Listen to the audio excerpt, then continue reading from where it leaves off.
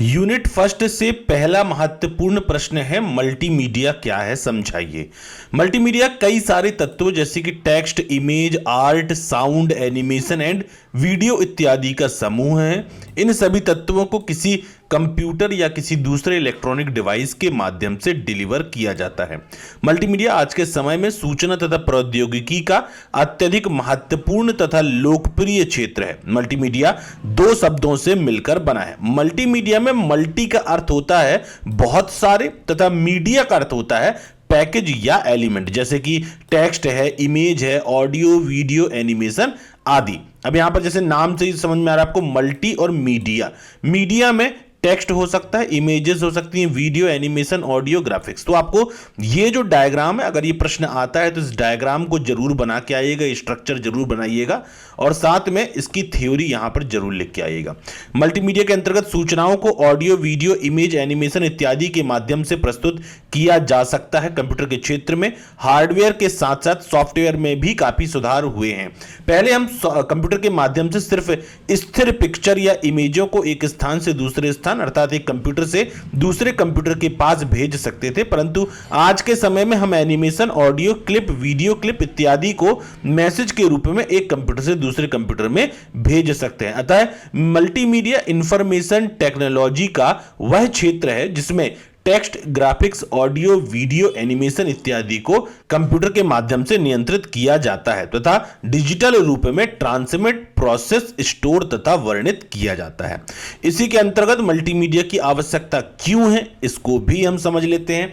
Multimedia की आवश्यकता इसीलिए है क्योंकि मल्टीमीडिया एक ऐसी तकनीक है जिसमें टेक्स्ट, डेटा, इमेज और ग्राफिक्स और ऑडियो, वीडियो को मिलाकर डिजिटल रूप से एक तरीके से प्रस्तुत किया जाता है, जिससे सूचना बेहतर और प्रभावी ढंग से यूजर को प्राप्त हो सके।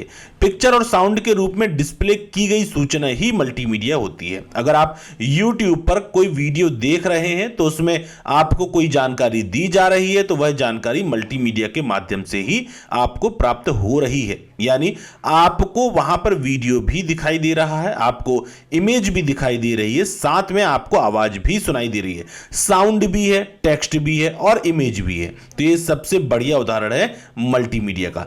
ये आपको थ्योरी के रूप में वहां पर लिखना पड़ेगा। जब आप पेपर में अगर आपका प्रश्न आता है कि मल्टीमीडिया क्या है, उसकी आवश्यकता को समझाइए, तो ये आपको एक्सप्लेन करना पड़ेगा। ठीक है, आपको यहां पर मैं शब्द दे रहा हूं कि किस प्रकार से परीक्षा में आपको इस प्रश्न के उत्तर को एक्सप्लेन करना है। अच्छा, एक चीज और इसमें बताइएगा आवश्यकता के अंदर कि पढ़ने से अच्छा देखकर और सुनकर समझ में आता है। अगर आप किसी किताब में से कोई कहानी पढ़कर सुनाते हैं तो शायद वह उसे याद नहीं रहेगी, लेकिन यदि आप उसी कहानी का कोई एनिमेटेड वीडियो बना देते हैं जिसमें कि उस कहानी के पात्रों या कार्टून हो और बैकग्राउंड में उसी स्थान का चित्र दिया गया हो, साथ में कहानी के पात्र हैं वह आपस में बात कर रहे हैं, तो वह कहानी आपको ज्यादा अच्छे से समझ में आएगी। यही प्रभाव होता है मल्टीमीडिया का। या नहीं, इसके माध्यम से आप जो भी चीज लोगों को बताना चाहते हैं वह उनको अच्छे से समझ में आ जाती है और उसमें इन सभी एलिमेंट का प्रयोग किया जाता है, जैसे audio, text, graphics, animation, video, इन सभी को मिलाकर मल्टीमीडिया बनता है। अगला महत्वपूर्ण प्रश्न है मल्टीमीडिया का उपयोग कहां कहां होता है। सबसे पहले मल्टीमीडिया इन एजुकेशन, आपको इस प्रकार से पॉइंट वाइज यहां पर आप देखेंगे साइड हेडिंग डालते हुए इसको एक्सप्लेन करना होता है। मल्टीमीडिया इन एजुकेशन, शिक्षा के क्षेत्र में मल्टीमीडिया का बहुत प्रभाव पड़ा है। आजकल स्कूलों में आप देख रहे होंगे कि स्मार्ट क्लास का चलन ज्यादा बढ़ गया है। स्मार्ट क्लास और कुछ नहीं बल्कि मल्टीमीडिया क्लासेस होती है जिनमें किसी भी विषय को मल्टीमीडिया के माध्यम से समझाया जाता है, जिसमें कि टेक्स्ट, ग्राफिक्स, एनिमेशन का प्रयोग किया जाता है, जिससे वह विषय छात्रों को ज्यादा अच्छे से समझ में आता है। यहां पर मुख्य रूप से आपको ध्यान देना है इन शब्दों पर जिनके हिसाब से ही आपको परीक्षा पर लिखकर आना है। अब ये समझने के लिए बड़ा आसान है कि भाई मल्टीमीडिया का उपयोग कहां होता है। मल्टीमीडिया का उपयोग आज के समय में सबसे पहला जो स्थान बताया गया कि एजुकेशन में, शिक्षा के क्षेत्र में होता है, लेकिन इसके अंदर आपको लिखना क्या है। शिक्षा के क्षेत्र में तो होता है परंतु इसको आप एक्सप्लेन कैसे करोगे, उसके लिए आपको इन शब्दों का प्रयोग करना, इस तरीके से आप इसको एक्सप्लेन कर सकते हैं। तो इनको ध्यान से सुनिएगा और इसको अगर आप वीडियो देख रहे हैं तो वीडियो को ध्यान से, यहां पर जो टेक्स्ट लिखे हुए हैं इनको जरूर देखिएगा। अगला आता है मल्टीमीडिया इन बिजनेस, व्यवसाय के क्षेत्र में। बिजनेस के क्षेत्र में भी मल्टीमीडिया का महत्वपूर्ण रोल हो चुका है। अब कोई भी काम कंप्यूटर के द्वारा चंद मिनटों में हो जाता है, जैसे कहीं पर ऑनलाइन या फिर कॉलिंग के माध्यम से सामान ऑर्डर करना है या फिर ऑनलाइन बिल बनाने में। बिजनेस में मल्टीमीडिया का उपयोग वीडियो कॉन्फ्रेंसिंग में होता है। सिस्टम के द्वारा हम एक लोकेशन से दूसरे लोकेशन पर आसानी से वीडियो या ऑडियो के माध्यम से कम्युनिकेट कर सकते हैं। व्यवसाय के क्षेत्र में मल्टीमीडिया का उपयोग एक और जगह पर होता है, जो कि है मार्केटिंग और एडवर्टाइजमेंट। पहले हमें अपने बिजनेस को प्रमोट करने के लिए पेपर में देना पड़ता था, न्यूज़पेपर वगैरह में, जो कि बहुत ही महंगा पड़ जाता था और हमारा बिजनेस का एडवर्टाइजमेंट ज्यादा दूर तक नहीं हो पाता था। लेकिन अब ऑनलाइन अपने बिजनेस को एडवर्टाइज करके पूरे दुनिया में प्रमोट कर सकते हैं। इसके बाद तीसरी कैटेगरी आती है मल्टीमीडिया इन एंटरटेनमेंट। सबसे ज्यादा प्रयोग किया जाने वाला क्षेत्र मनोरंजन होता है। आजकल आप जो मूवी देखते हैं उसमें सबसे ज्यादा मल्टीमीडिया का उपयोग किया जाता है। मूवी बनाने में कंप्यूटर ग्राफिक्स का बहुत ही महत्वपूर्ण रोल होता है, जो कि मल्टीमीडिया को बढ़ावा देता है। मूवी में मल्टीमीडिया का उपयोग ऑडियो और वीडियो में इफेक्ट चेंज करने में होता है। आजकल मल्टीमीडिया के हेल्प से वीडियो में बहुत ज्यादा एक्शन दे दिया जाता है, जो कि एकदम रियलिटी के जैसा प्रतीत होता है। इसके बाद अगला पॉइंट है मल्टीमीडिया इन गेम्स। गेम्स के क्षेत्र में, गेम्स में मल्टीमीडिया का उपयोग कंप्यूटर ग्राफिक्स के द्वारा एनिमेशन और वीडियोस बनाने में होता है। कंप्यूटर ग्राफिक्स के द्वारा हम किसी भी प्रकार का गेम डेवलप कर सकते हैं। गेम्स में 3D एनिमेशन, एक्शन इत्यादि अवेलेबल होते हैं, जो कि केवल और केवल मल्टीमीडिया के द्वारा ही पॉसिबल होता है। अगला है multimedia in public place. Hotel में, ट्रेन में, स्टेशन में, शॉपिंग मॉल में, लाइब्रेरी, किराना store multimedia stand alone terminal के रूप में पहले से ही उपलब्ध हैं, जो कस्टमरों के लिए इंफॉर्मेशन को उपलब्ध कराने में सहायता करता है। मल्टीमीडिया मोबाइल फोन के रूप में वायरलेस डिवाइसों के माध्यम से भी प्रदर्शित होता है। इस तरह के इंस्टॉलेशन पारंपरिक बूथ तथा व्यक्तिगत तौर पर मांग की पूर्ति करते हैं। अच्छा, आपने देखा होगा किसी भी सुपरमार्केट में या किसी भी दुकान में प्राइस चलता है, या रेलवे स्टेशन में आप देखते हैं ट्रेन से संबंधित जानकारी आपको देखने को मिल जाती है। होटल्स में भी अगर कोई डिस्काउंट, कोई ऑफर चल रहा है तो उससे संबंधित जानकारी आपको देखने को मिल जाती है। तो ये जो बोर्ड बनाए जाते हैं जिसमें विभिन्न प्रकार की एडवर्टाइजमेंट, मार्केटिंग से संबंधित या किसी प्रोडक्ट की रिव्यू, प्रोडक्ट की जानकारी दी जाती है, ये सब मल्टीमीडिया इन पब्लिक प्लेस में इस्तेमाल होने वाला चीज है। मल्टीमीडिया इन वर्चुअल रियलिटी। आज के समय में मल्टीमीडिया का वर्चुअल रियलिटी के रूप में अत्यधिक प्रभाव है। वर्चुअल रियलिटी हमें काल्पनिक रूप में घटनाओं का इस तरह एहसास कराती है कि जैसे ये घटनाएं वास्तविक रूप में हमारे सामने घट रही हैं। वर्चुअल रियलिटी के आगमन से 3D एनवायरनमेंट का प्रयोग अत्यधिक रूप से किया जाने लगा है। गेम्स, रिसर्च, मेडिसिन इत्यादि के क्षेत्र में वर्चुअल रियलिटी ने अपना काफी प्रभाव छोड़ा हुआ है। अगला महत्वपूर्ण प्रश्न है मल्टीमीडिया के एलिमेंट कौन कौन से होते हैं, समझाइए। मल्टीमीडिया में जनरली 5 एलिमेंट होते हैं। इनको ऑब्जेक्ट या कंपोनेंट भी कहा जाता है। सबसे पहले यहां पर आया है टेक्स्ट। टेक्स्ट क्या होता है? टेक्स्ट एक कॉमन मल्टीमीडिया एलिमेंट होता है। यह अल्फा न्यूमेरिक और कुछ स्पेशल कैरेक्टर का कॉम्बिनेशन होता है। यह किसी भी सूचना या मैसेज को रिप्रेजेंट करने का एक बहुत ही अच्छा माध्यम है। कीबोर्ड जनरली टेक्स्ट को एंटर करने के लिए उपयोग किया जाता है। यह बहुत ही अच्छा माध्यम होता है किसी भी मैसेज को सेंड करने के लिए, क्योंकि अगर हम अपने मैसेज को कहीं भी इमेज के फॉर्म में सेंड करते हैं तो कभी कभी इमेज लोड नहीं होती है और लोड होने में टाइम लेती है। लेकिन टेक्स्ट जो होता है वो सबसे बेसिक एलिमेंट होता है मल्टीमीडिया का, और यह आसानी से और बहुत ही तेजी के साथ एक स्थान से दूसरे स्थान पर भेजा जा सकता है। अगला एलिमेंट है इमेज। यह मल्टीमीडिया का बहुत ही अच्छा एलिमेंट है जो कि यूजर का अटेंशन अपनी ओर ग्रैब करता है। दैट मींस किसी भी मैसेज को आसानी से समझाने के लिए इमेज बहुत ही हेल्पफुल होती है। एक इमेज 1000 शब्दों के बराबर होती है। इसके डिफरेंट एक्सटेंशन की अगर बात करें तो .png, .jpg ये सभी इमेज के एक्सटेंशन होते हैं। इसके बाद अगला है ऑडियो। किसी भी मैसेज को रिकॉर्डेड फॉर्म में जब हम सेंड करते हैं तो उसे ऑडियो कहा जाता है। कभी कभी वेब पेज में ऑडियो को एम्बेड करने के लिए हमें मीडिया प्लेयर प्लगइन की आवश्यकता होती है। जो चीज हम टेक्स्ट के फॉर्म में नहीं समझ सकते हैं उसे हम ऑडियो फॉर्मेट में समझते हैं, जैसे कि म्यूजिक, सॉन्ग etc। वीडियो अगला है। जब बहुत सारी इमेज को एक fixed number of frame rate पर सेट करते हैं और उसमें ऑडियो का भी मिक्सअप रहता है, तो उसे वीडियो कहा जाता है। बहुत सारी इमेज को कंबाइन करके जब हम उसे मूव कराते हैं तो उसे वीडियो कहा जाता है। किसी भी बातों को हम वीडियो के माध्यम से बहुत अच्छे से समझ सकते हैं और इसे बहुत ज्यादा दिनों तक याद भी रखा जाता है। वीडियो फॉर्मेट बहुत प्रकार के होते हैं, जैसे एमपीईजी, एवीआई, डब्ल्यूएमवी, फ्लैश और क्विक टाइम। इसके बाद अगला आता है एनिमेशन। एक से अधिक इमेज को मूवमेंट कराने के प्रोसेस को एनिमेशन कहा जाता है। सिंपल शब्दों में हम कह सकते हैं कि किसी भी flash image, that means moving image, को एनिमेशन कहा जाता है। यह वेब और डेस्कटॉप दोनों के लिए कॉमन होता है। किसी भी इमेज को ज्यादा अट्रैक्टिव बनाने के लिए हम उनको एनिमेटेड इमेज बनाते हैं। एनिमेटेड इमेज हमारे वेब पेज को बहुत ही अट्रैक्टिव और ब्यूटीफुल बनाता है। अगला महत्वपूर्ण प्रश्न है, मल्टीमीडिया के लिए हार्डवेयर और सॉफ्टवेयर रिक्वायरमेंट क्या होती है। मल्टीमीडिया के निर्माण हेतु आपको हार्डवेयर, सॉफ्टवेयर तथा रचनात्मकता की आवश्यकता होती है।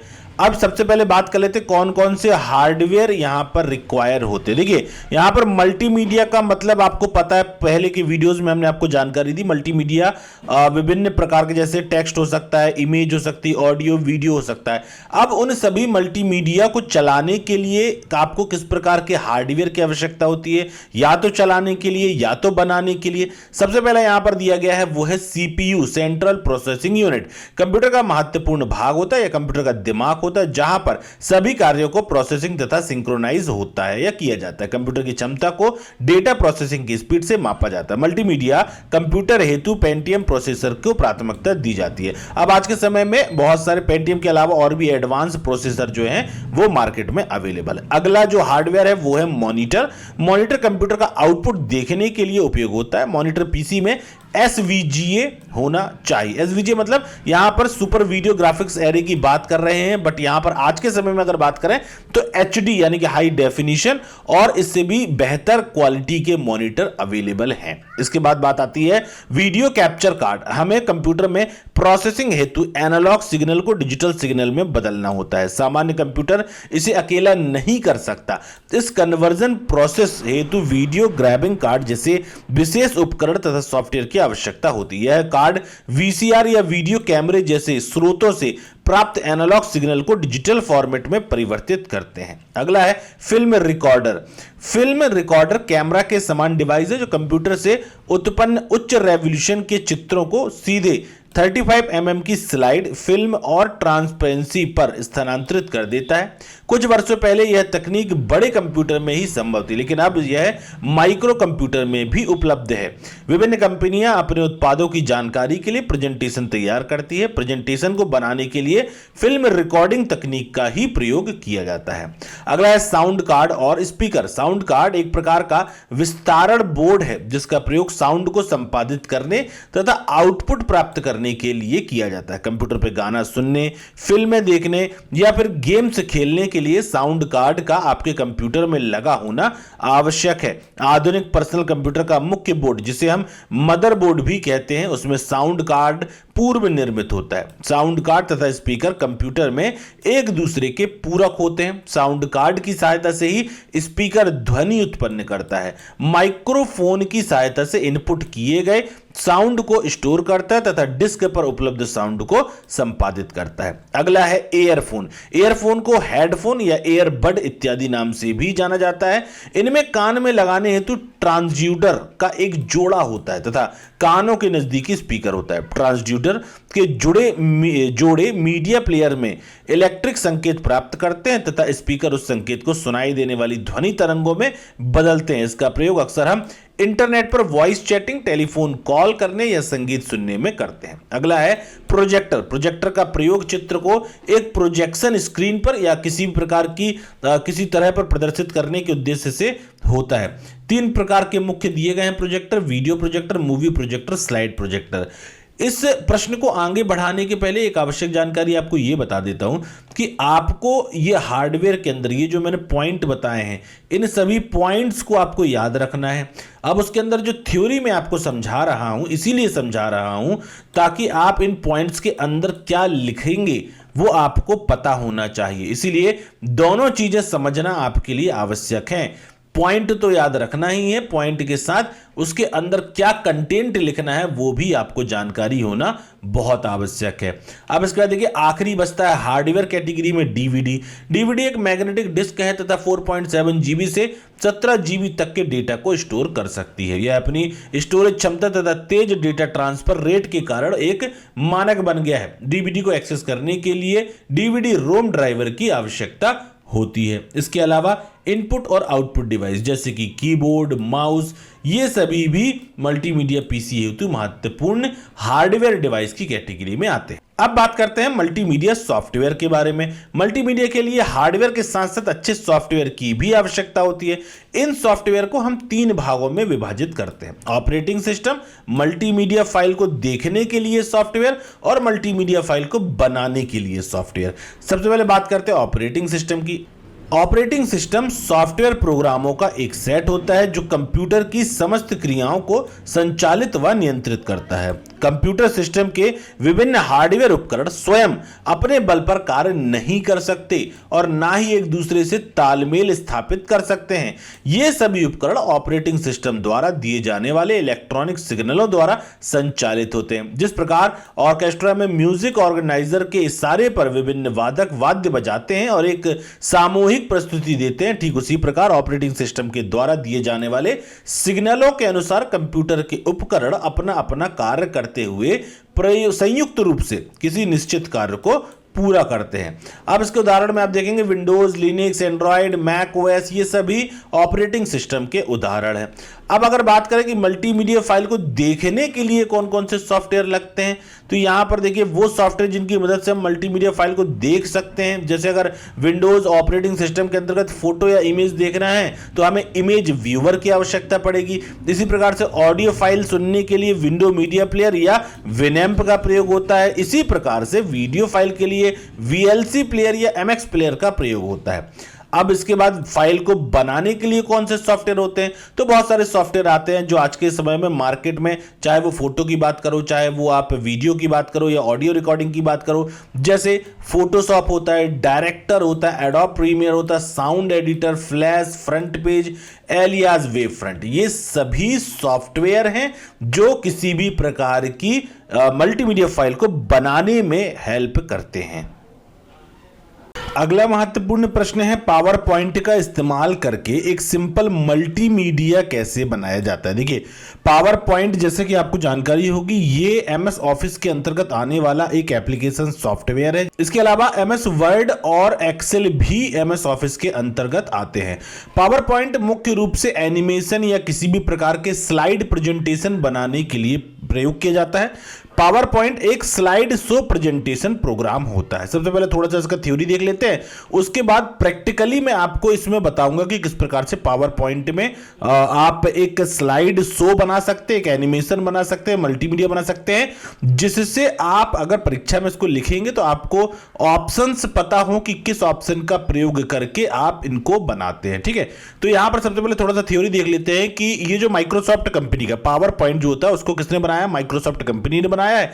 पावर पॉइंट 22/5/1990 में लॉन्च हुआ था। प्रेजेंटेशन बनाने के लिए पावर पॉइंट सबसे अधिक उपयोग हो रहा है। पावर पॉइंट को चलाना बहुत ही आसान है और कोई भी पावर पॉइंट में प्रेजेंटेशन बनाना सीख सकता है। पावर पॉइंट की फाइल सेव होने के बाद पीपीटी एक्सटेंशन में सेव होती है। अब मान लीजिए आपको कंपनी में काम करते हैं और कंपनी का आर्टिकल आपके लिए बहुत इंपॉर्टेंट है। पावर पॉइंट 2013 में एक ऐसा फीचर दिया है जिसमें हमने जो प्रेजेंटेशन बनाना उसे हम वीडियो फॉर्मेट में भी सेव कर सकते हैं।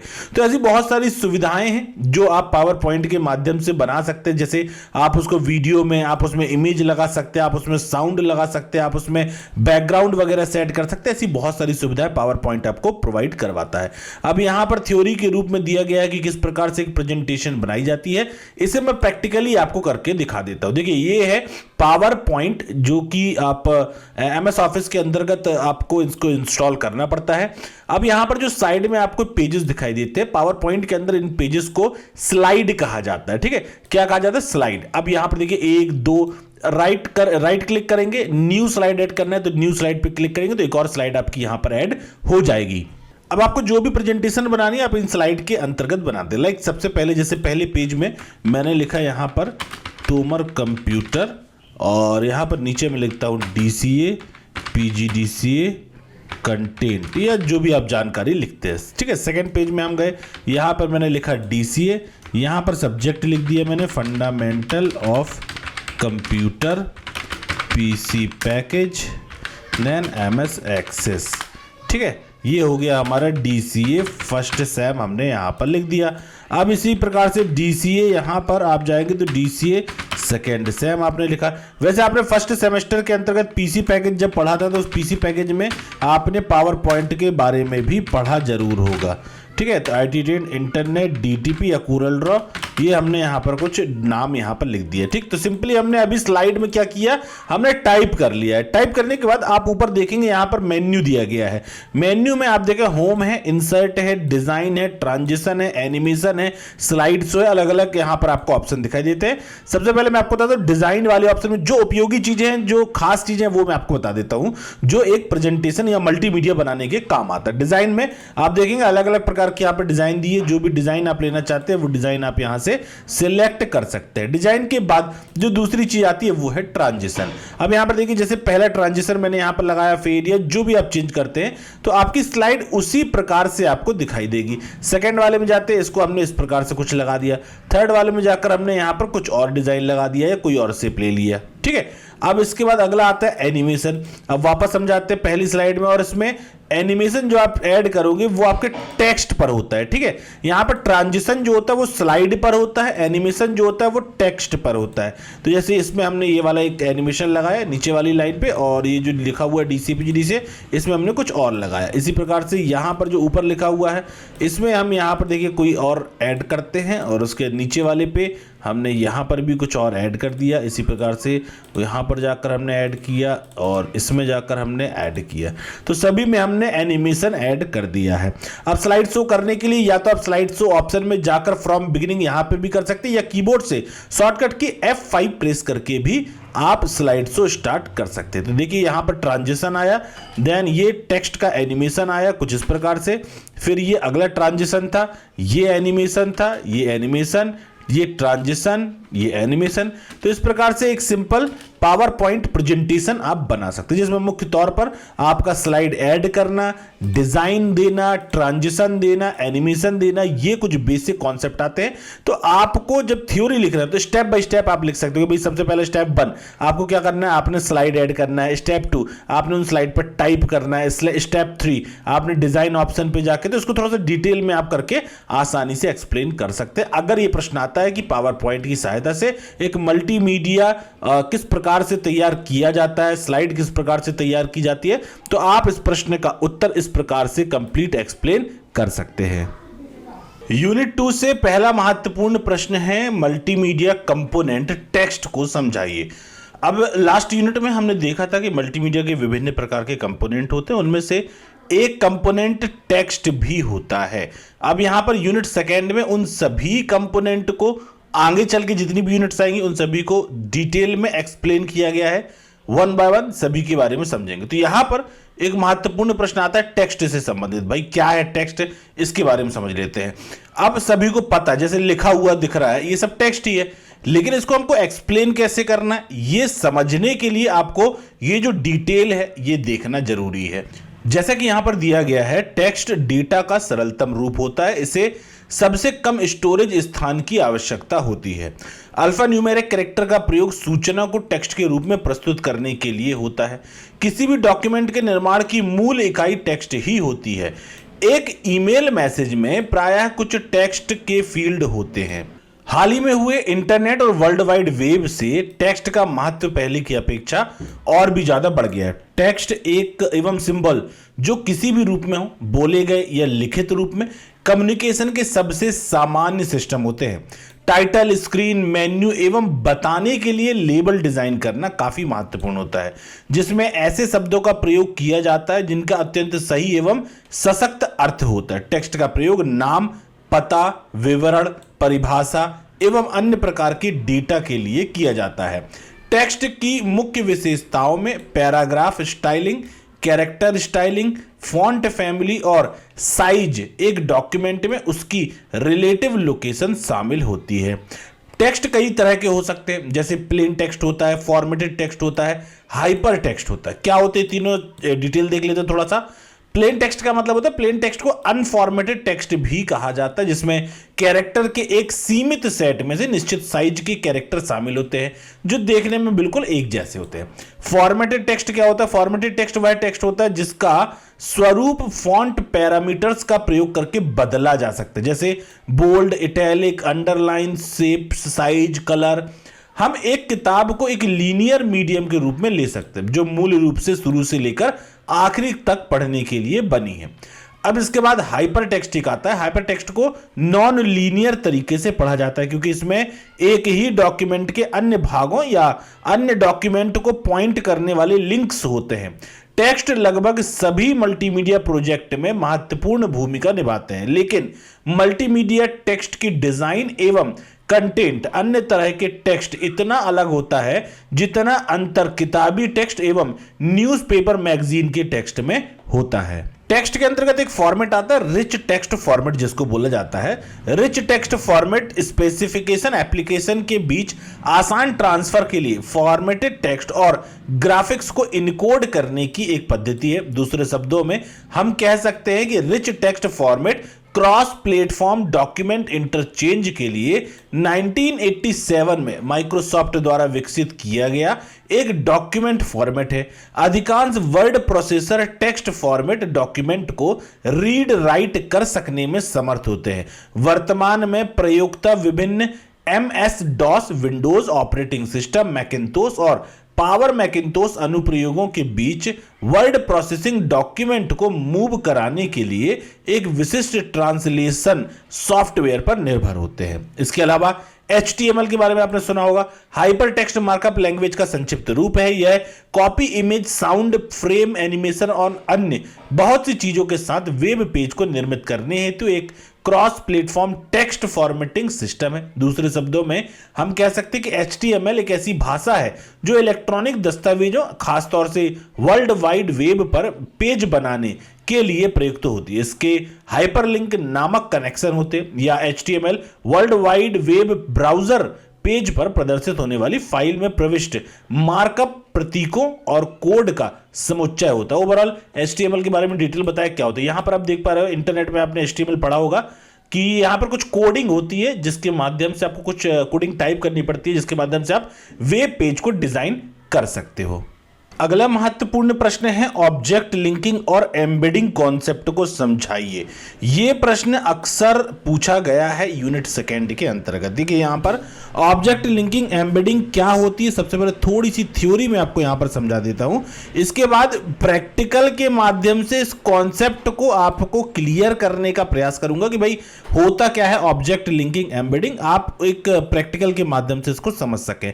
थ्योरी में दिया गया है ऑब्जेक्ट लिंकिंग और एम्बेडिंग अनुप्रयोगों के बीच सूचना का आदान प्रदान करने की प्रक्रिया है। ऑब्जेक्ट लिंकिंग एम्बेडिंग का प्रयोग करके आप एक एप्लीकेशन से सिलेक्ट किए गए ऑब्जेक्ट या फाइल ले सकते हैं जिसे सोर्स एप्लीकेशन कहा जाता है और उन्हें दूसरे एप्लीकेशन में रख सकते हैं जिसे डेस्टिनेशन एप्लीकेशन कहते हैं। जब तक कि सारे शामिल एप्लीकेशन OLE को सपोर्ट करते हैं, आप एक एप्लीकेशन के बीच ऑब्जेक्ट और फाइलें स्वतंत्र रूप से मूव कर सकते हैं। ठीक है, अब यहां पर देखिए मुख्य रूप से जो दो एप्लीकेशंस की बात की गई है, पहला सोर्स एप्लीकेशन, दूसरा डेस्टिनेशन एप्लीकेशन। अब यहां पर मैं आपको दो चीजें दिखाता हूं, ये वर्ड की फाइल है और ये एक्सेल की फाइल है। अब मान लो जो एक्सेल की फाइल है ये हमारा सोर्स एप्लीकेशन है। यहां से कुछ भाग को हमने किया सिलेक्ट करने के बाद इसको हम कर लेते हैं यहां से कॉपी कर लिया, कहां से? सोर्स एड्रेस से, सोर्स एप्लीकेशन से। ये MS वर्ड खोला है, ये हमारा डेस्टिनेशन एप्लीकेशन है। अब यहां पर जाने के बाद एक तरीका है, या तो इसे हम डायरेक्ट पेस्ट कर दें। मैं दोनों तरीके से आपको बताता हूं।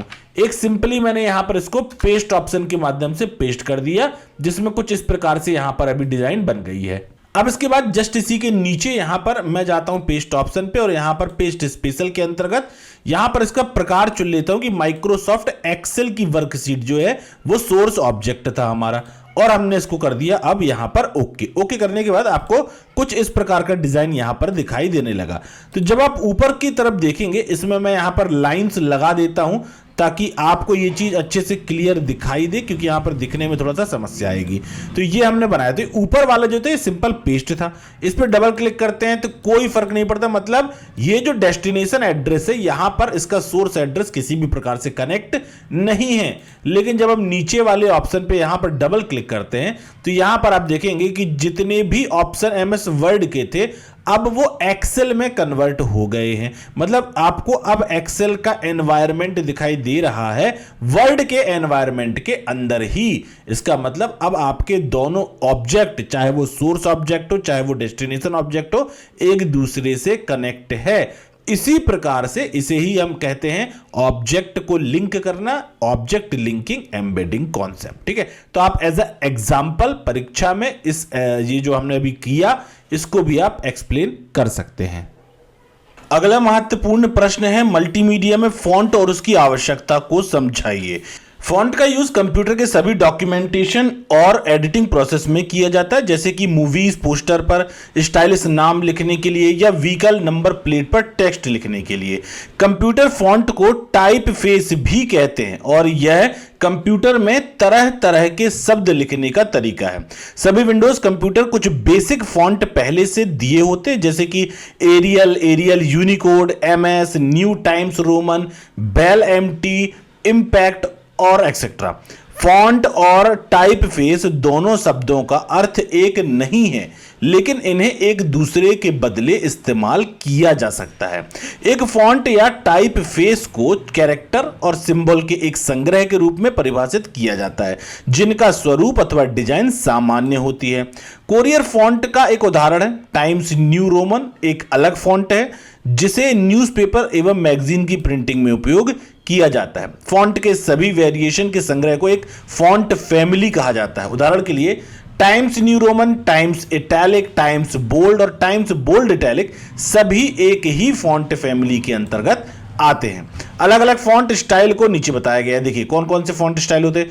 एक तो नॉर्मल होता है, इसके अलावा bold, italic, underline, strike through, ये सभी क्या है, ये अलग अलग फॉन्ट की स्टाइल है।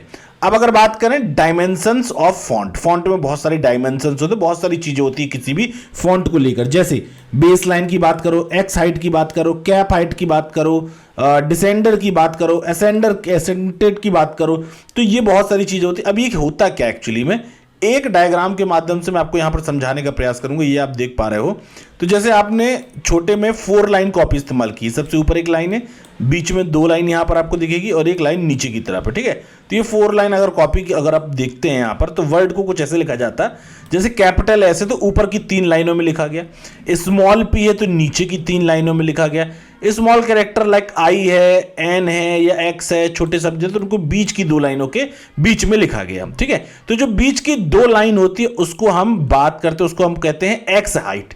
ठीक बात, क्या कहते हैं उसको, एक्स हाइट कहा जाता है। जो सबसे ऊपर वाला है उसे कहा जाता है एसेंडर हाइट, सबसे ऊपर वाले को एसेंडर हाइट और सबसे नीचे वाले को डिसेंडर हाइट। तो यहां पर जैसे P जहां तक जा रहा है ये डिसेंडर हाइट तक जा रहा है, S जहां तक जा रहा है, H की लाइन जहां तक जा रही है ये कहां तक जा रही है, एसेंडर हाइट तक जा रही है। इसके बाद ये जो है बीच वाला भाग है ये मीडियन कहलाता है और इसको हम मीन लाइन भी कहते हैं। ठीक है, तो ये हो गया मीन लाइन या medium, ascender height, descender height, बीच वाले को एक्स हाइट, ये जो भाग है इसको एक्स हाइट कहा जाता है। अब ये तो हो गया वर्ड के रिलेटेड कि भाई किस शब्द किस लाइन को क्या कहा जाता है। इसके अलावा यहां पर और भी बहुत सारी चीजें हैं जो फॉन्ट से रिलेटेड होती है, जैसे आपने ऑर्नामेंटल फॉन्ट होते हैं, क्या है नहीं सुना होगा। ऑर्नामेंटल फॉन्ट का प्रयोग केवल सजावट के लिए होता है, ये आप लिख सकते हैं इसके बारे में, और यह बॉडी टेक्स्ट के लिए उपयुक्त नहीं है। यह फॉन्ट आमतौर पर कैटलॉग की कवर डिजाइन या हेडिंग्स के लिए प्रयोग होता है। यहां पर आप देख पा रहे हैं जिस प्रकार की डिजाइन से लिखा हुआ है ये ऑर्नामेंटल फॉन्ट कहलाते हैं। इसके अलावा कुछ ऐसे फॉन्ट होते हैं जो आपको कीबोर्ड में नहीं मिलेंगे, उनको हम डिंगबैंड फॉन्ट कहते हैं। यहां पर आप देख पा रहे कुछ ये जो आपको अलग अलग प्रकार की डिजाइन दिखाई दे रही है ना, ये क्या होता है, ये डिंगबैंड फॉन्ट कहलाते हैं। इसके अलावा फॉन्ट साइज भी होता है, फॉन्ट के अलग अलग साइज होते हैं, आप पॉइंट वाइज उसको बढ़ा सकते हैं, कम कर सकते हैं। फॉन्ट स्केलिंग होती है, फॉन्ट स्केलिंग करते हैं फॉन्ट के साइज को बदलना, हॉरिजॉन्टल स्केलिंग करते हैं फॉन्ट की चौड़ाई को बदलना। इसके अलावा ट्रैकिंग फॉन्ट होता है, ट्रैकिंग फॉन्ट में आप देख पा रहे हैं किसी फॉन्ट के बीच का स्पेस यहां पर बढ़ाया जा रहा है। जैसे यहाँ पर आप देख पा रहे हैं, ये जो वर्ड लिखा है और जो लास्ट में एक वर्ड लिखा है, इन सभी में कैरेक्टर्स के बीच में स्पेस है। तो ये किससे होता है? इसको हम बोलते हैं ट्रैकिंग को बढ़ाना। इसी प्रकार से लीडिंग फॉन्ट होता है। लीडिंग फॉन्ट में दो लाइंस के बीच में स्पेस होता है। ये दो लाइन से अगर पहले लाइन ऊपर लिखी है, बेस लाइन यहाँ पर लिखी, तो दोनों के बीच की जो हाइट होगी, स्पेस होगा, उसको जो बढ़ाया जाता है, उस स्पेस को बोला जाता है लीडिंग फॉन्ट। ठीक बात। इसके बाद एक आता है कर्निंग। कर्निंग में क्या होता है? जैसे जो कैरेक्टर दिए गए हैं उनके बीच की स्पेस को काउंट किया जाता है, उनके बीच के स्पेस को कहा जाता है कर्निंग। ठीक है, प्रत्येक अलग अलग कैरेक्टर के बीच की स्पेस को कर्निंग कहा जाता है। अगला महत्वपूर्ण प्रश्न है, मल्टीमीडिया में साउंड के बारे में समझाइए। साउंड एक ऐसा कंपन है जिसे सुनने की शक्ति के आधार पर पहचाना जाता है। सामान्यतः हम उन वाइब्रेशंस को सुनते हैं जो हवा के जरिए एक स्थान से दूसरे स्थान पर जाते हैं, लेकिन साउंड गैस तथा तरल के जरिए भी चल सकता है। यह निर्वात के जरिए गमन नहीं करते, जैसे कि बाहरी अंतरिक्ष में जब वाइब्रेशंस हमारे कानों तक पहुंचते हैं तो उन्हें तंत्रिका मनावेगों में परिवर्तित कर दिया जाता है, फिर मस्तिष्क में भेजा जाता है, जो हमें साउंड के मध्य अंतर करने की सुविधा देते हैं। ज्यादा तकनीकी भाषा में साउंड एक लचकदार पदार्थ में फैले हुए पार्टिकल, दबाव पार्टिकल डिस्प्लेसमेंट या पार्टिकल गति में होने वाला घटाव तथा बढ़ाव होता है। अब देखिए, दो प्रकार के मुख्य रूप से साउंड होते हैं, इसके बारे में आपने सुना होगा। एक होता है मोनो साउंड, एक होता है स्टीरियो साउंड। इन दोनों में क्या डिफरेंस होता है?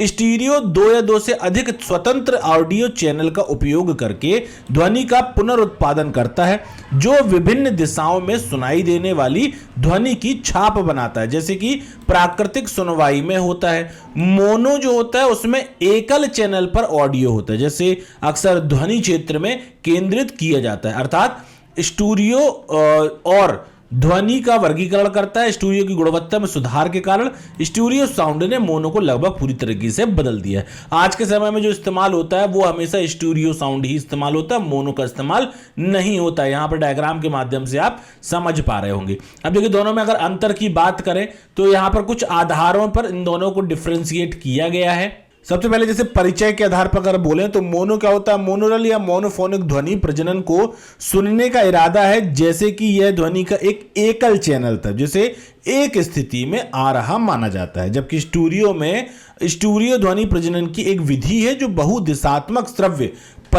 प्रेक्ष्य का भ्रम पैदा करते। बहुदिशात्मक मतलब आपको ऐसा लगेगा कि दोनों साइड से आवाजें आ रही है, मतलब प्रॉपर लेफ्ट राइट चैनल के माध्यम से आवाज आ रही है। और उसमें क्या होता है? सिंगल साउंड आता है। लागत की बात करें तो मोनो को रिकॉर्डिंग करने के लिए कम महंगा होता है, सस्ता होता है, जबकि स्टूडियो की रिकॉर्डिंग जो होती है वो थोड़ी सी महंगी पड़ती है।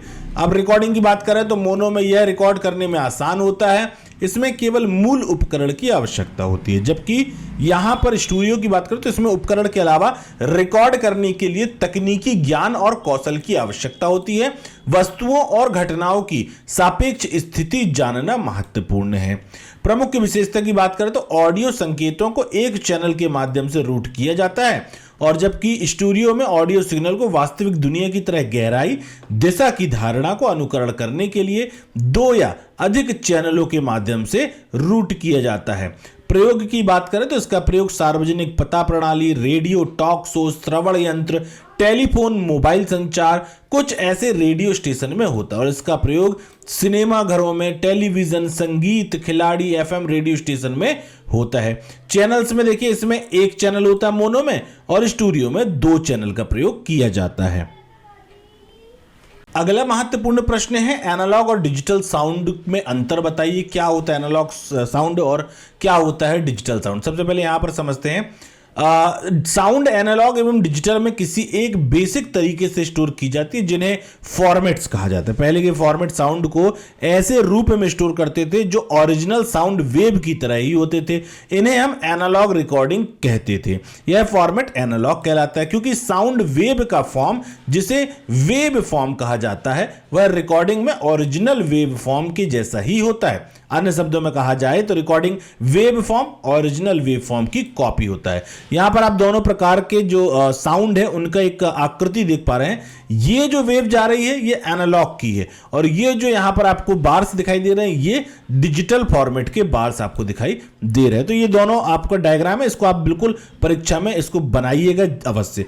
इसके बाद देखते हैं प्लेबैक के दौरान डिजिटल फाइल्स को वापस एनालॉग सिग्नल में बदल दिया जाता है और इन्हें स्पीकर्स में फीड किया जाता है। एनालॉग से digital numerical conversion analog signal को डिजिटाइजेशन के द्वारा न्यूमेरिक रिप्रेजेंटेशन की एक सीरीज में ट्रांसफॉर्म कर देता है। डिजिटाइजेशन सैंपलिंग और क्वांटिजेशन से बनता है। सैंपलिंग की प्रक्रियाओं में ओरिजिनल एनालॉग साउंड वेव्स को डिजिटल सिग्नल में बदला जाता है, जिसे कंप्यूटर सेव करने के बाद रिप्लाई करता है। सिस्टम साउंड के सैंपल बनाता है और इसके लिए यह निश्चित अंतराल पर इसकी फ्रीक्वेंसी और एम्पलीट्यूड को स्नैपशॉट लेता है। उदाहरण के लिए एक्स पर साउंड को शायद एक एम्पलीट्यूड वाई के साथ मापा गया है। सैंपल रेट जितनी ज्यादा होती है उतने ही बेहतर ढंग से डिजिटल साउंड इसके रियल लाइफ सोर्स को वापस दिखाता है और इसे स्टोर करने के लिए डिस्क स्पेस भी अधिक लगती है।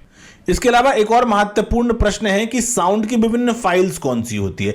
जैसे आपने अलग अलग प्रकार के फाइल्स के बारे में सुना होगा कि एमएस वर्ड है, पावर पॉइंट है, या ऑडियो की कोई फाइल है, वीडियो की कोई फाइल है। सबके अलग अलग प्रकार के फाइल के एक्सटेंशन होते हैं, अलग अलग प्रकार की फाइल्स होती हैं। अब यहां पर अगर अपन बात करें साउंड फाइल की, तो मुख्य रूप से देखिए कौन कौन से साउंड फाइल के कुछ फॉर्मेट यहां पर दिए गए। जैसे RM, real media audio files, streaming audio files है जो डाउनलोड होने के साथ ही साथ प्ले भी की जा सकती है। इसके अलावा AVI आता है। AVI एक मल्टीमीडिया फाइल फॉर्मेट है जिसे साउंड और मूविंग पिक्चर्स को रिसोर्स इंटरचेंज फाइल फॉर्मेट में स्टोर करने के लिए प्रयोग किया जाता है। AVI के बाद ASP एडवांस स्ट्रीमिंग फॉर्मेट होता है। माइक्रोसॉफ्ट का ASP एक एक्सटेंसिबल फाइल फॉर्मेट है जो सिंक्रोनाइज मल्टीमीडिया द्वारा डेटा को स्टोर करने के लिए डिजाइन किया गया है। यह अनेक तरह के नेटवर्क और प्रोटोकॉल पर डेटा की डिलीवरी को सपोर्ट करता है और यह लोकल प्लेबैक के लिए भी उपयुक्त होता है। ASF का लक्ष्य होता है इंडस्ट्री के अनुरूप मल्टीमीडिया इंटरऑपरेबिलिटी के लिए एक आदान प्रदान करना। प्रत्येक ASF फाइल एक या अधिक मीडिया स्ट्रीम से बनी होती है। इसके अलावा MP3 के बारे में आपने सुना होगा। MP3 एक फाइल फॉर्मेट है जिसमें कंप्रेस डिजिटल ऑडियो को कंप्यूटर पर स्टोर किया जा सकता है। कंप्रेशन का इस्तेमाल करके MP3 files uncompress high quality audio की तुलना में केवल 1/10 स्पेस लेती है। MP3 फॉर्मेट का MPEG moving picture expert group में आता है। इसके अलावा वेब फॉर्म WAV जिसको बोलते हैं, एक web file audio file format है जिसे संयुक्त रूप से माइक्रोसॉफ्ट द्वारा IBM ने डेवलप किया था। Web sound files .wav extension से एंड होती है। यह एक स्टैंडर्ड PC फाइल फॉर्मेट बन चुका है जो प्राय सभी विंडोज एप्लीकेशन द्वारा प्ले किया जा सकता है। अगला महत्वपूर्ण प्रश्न है मिडी क्या होता है। मिडी जिसका फुल फॉर्म होता है म्यूजिकल इंस्ट्रूमेंट डिजिटल इंटरफेस।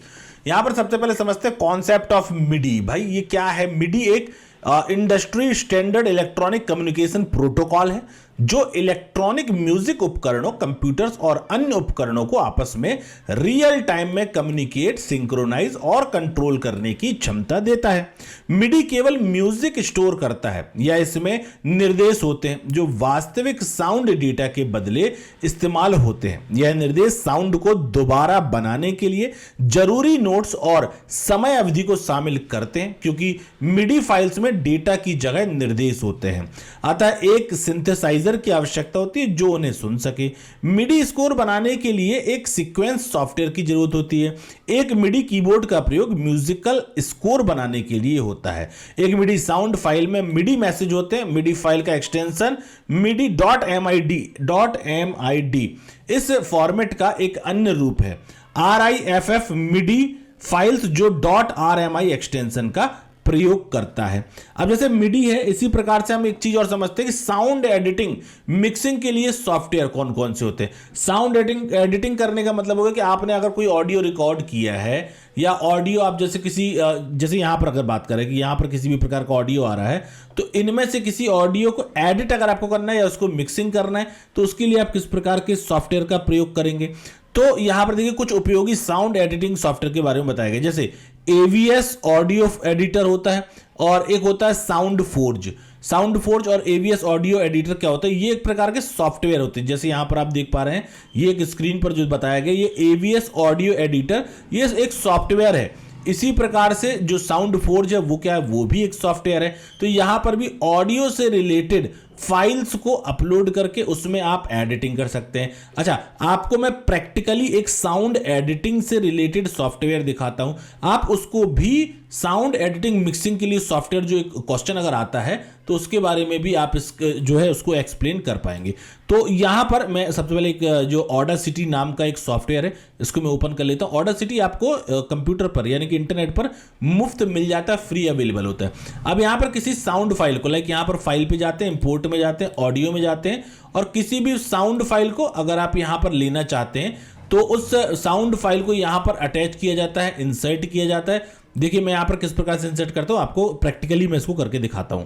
सबसे पहले आपको जाना है फाइल पे, फाइल में जाने के बाद इंपोर्ट में जाने के बाद ऑडियो में जाने के बाद ये यहां पर एक ऑडियो फाइल है, इसको हम सिलेक्ट कर लेते हैं। सिलेक्ट करने के बाद ऑडियो फाइल यहां पर आपकी आ जाएगी कुछ इस प्रकार से।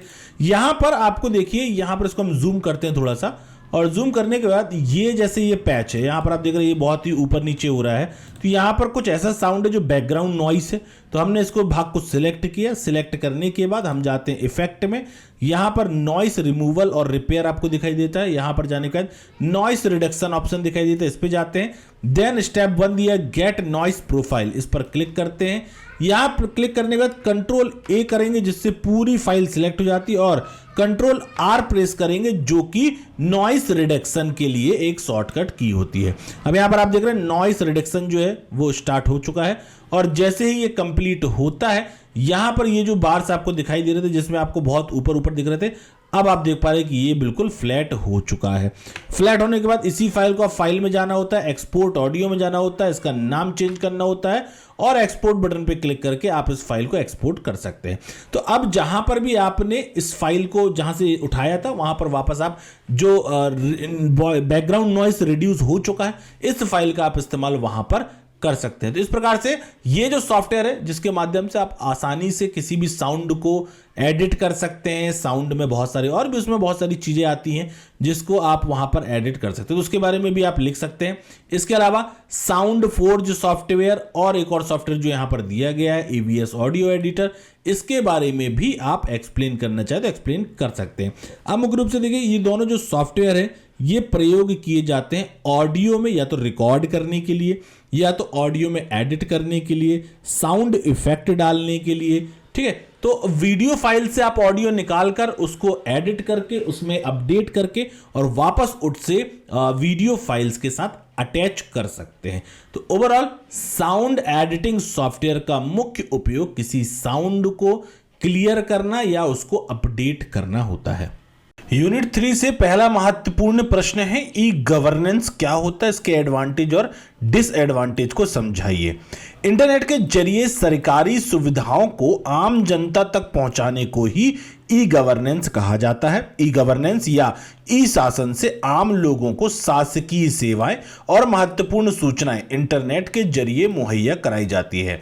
वहीं अगर आप बिजली या पानी का बिल इंटरनेट के जरिए भरते हैं तो इसका मतलब है कि आप ई गवर्नेंस के चलते ऐसा कर पा रहे हैं। ई गवर्नेंस का पूरा नाम यानी फुल फॉर्म इलेक्ट्रॉनिक गवर्नेंस है। इस शब्द में ई शब्द का मतलब होता है इलेक्ट्रॉनिक, और इलेक्ट्रॉनिक उन चीजों को कहा जाता है जो कि बिजली की मदद से चलती हैं।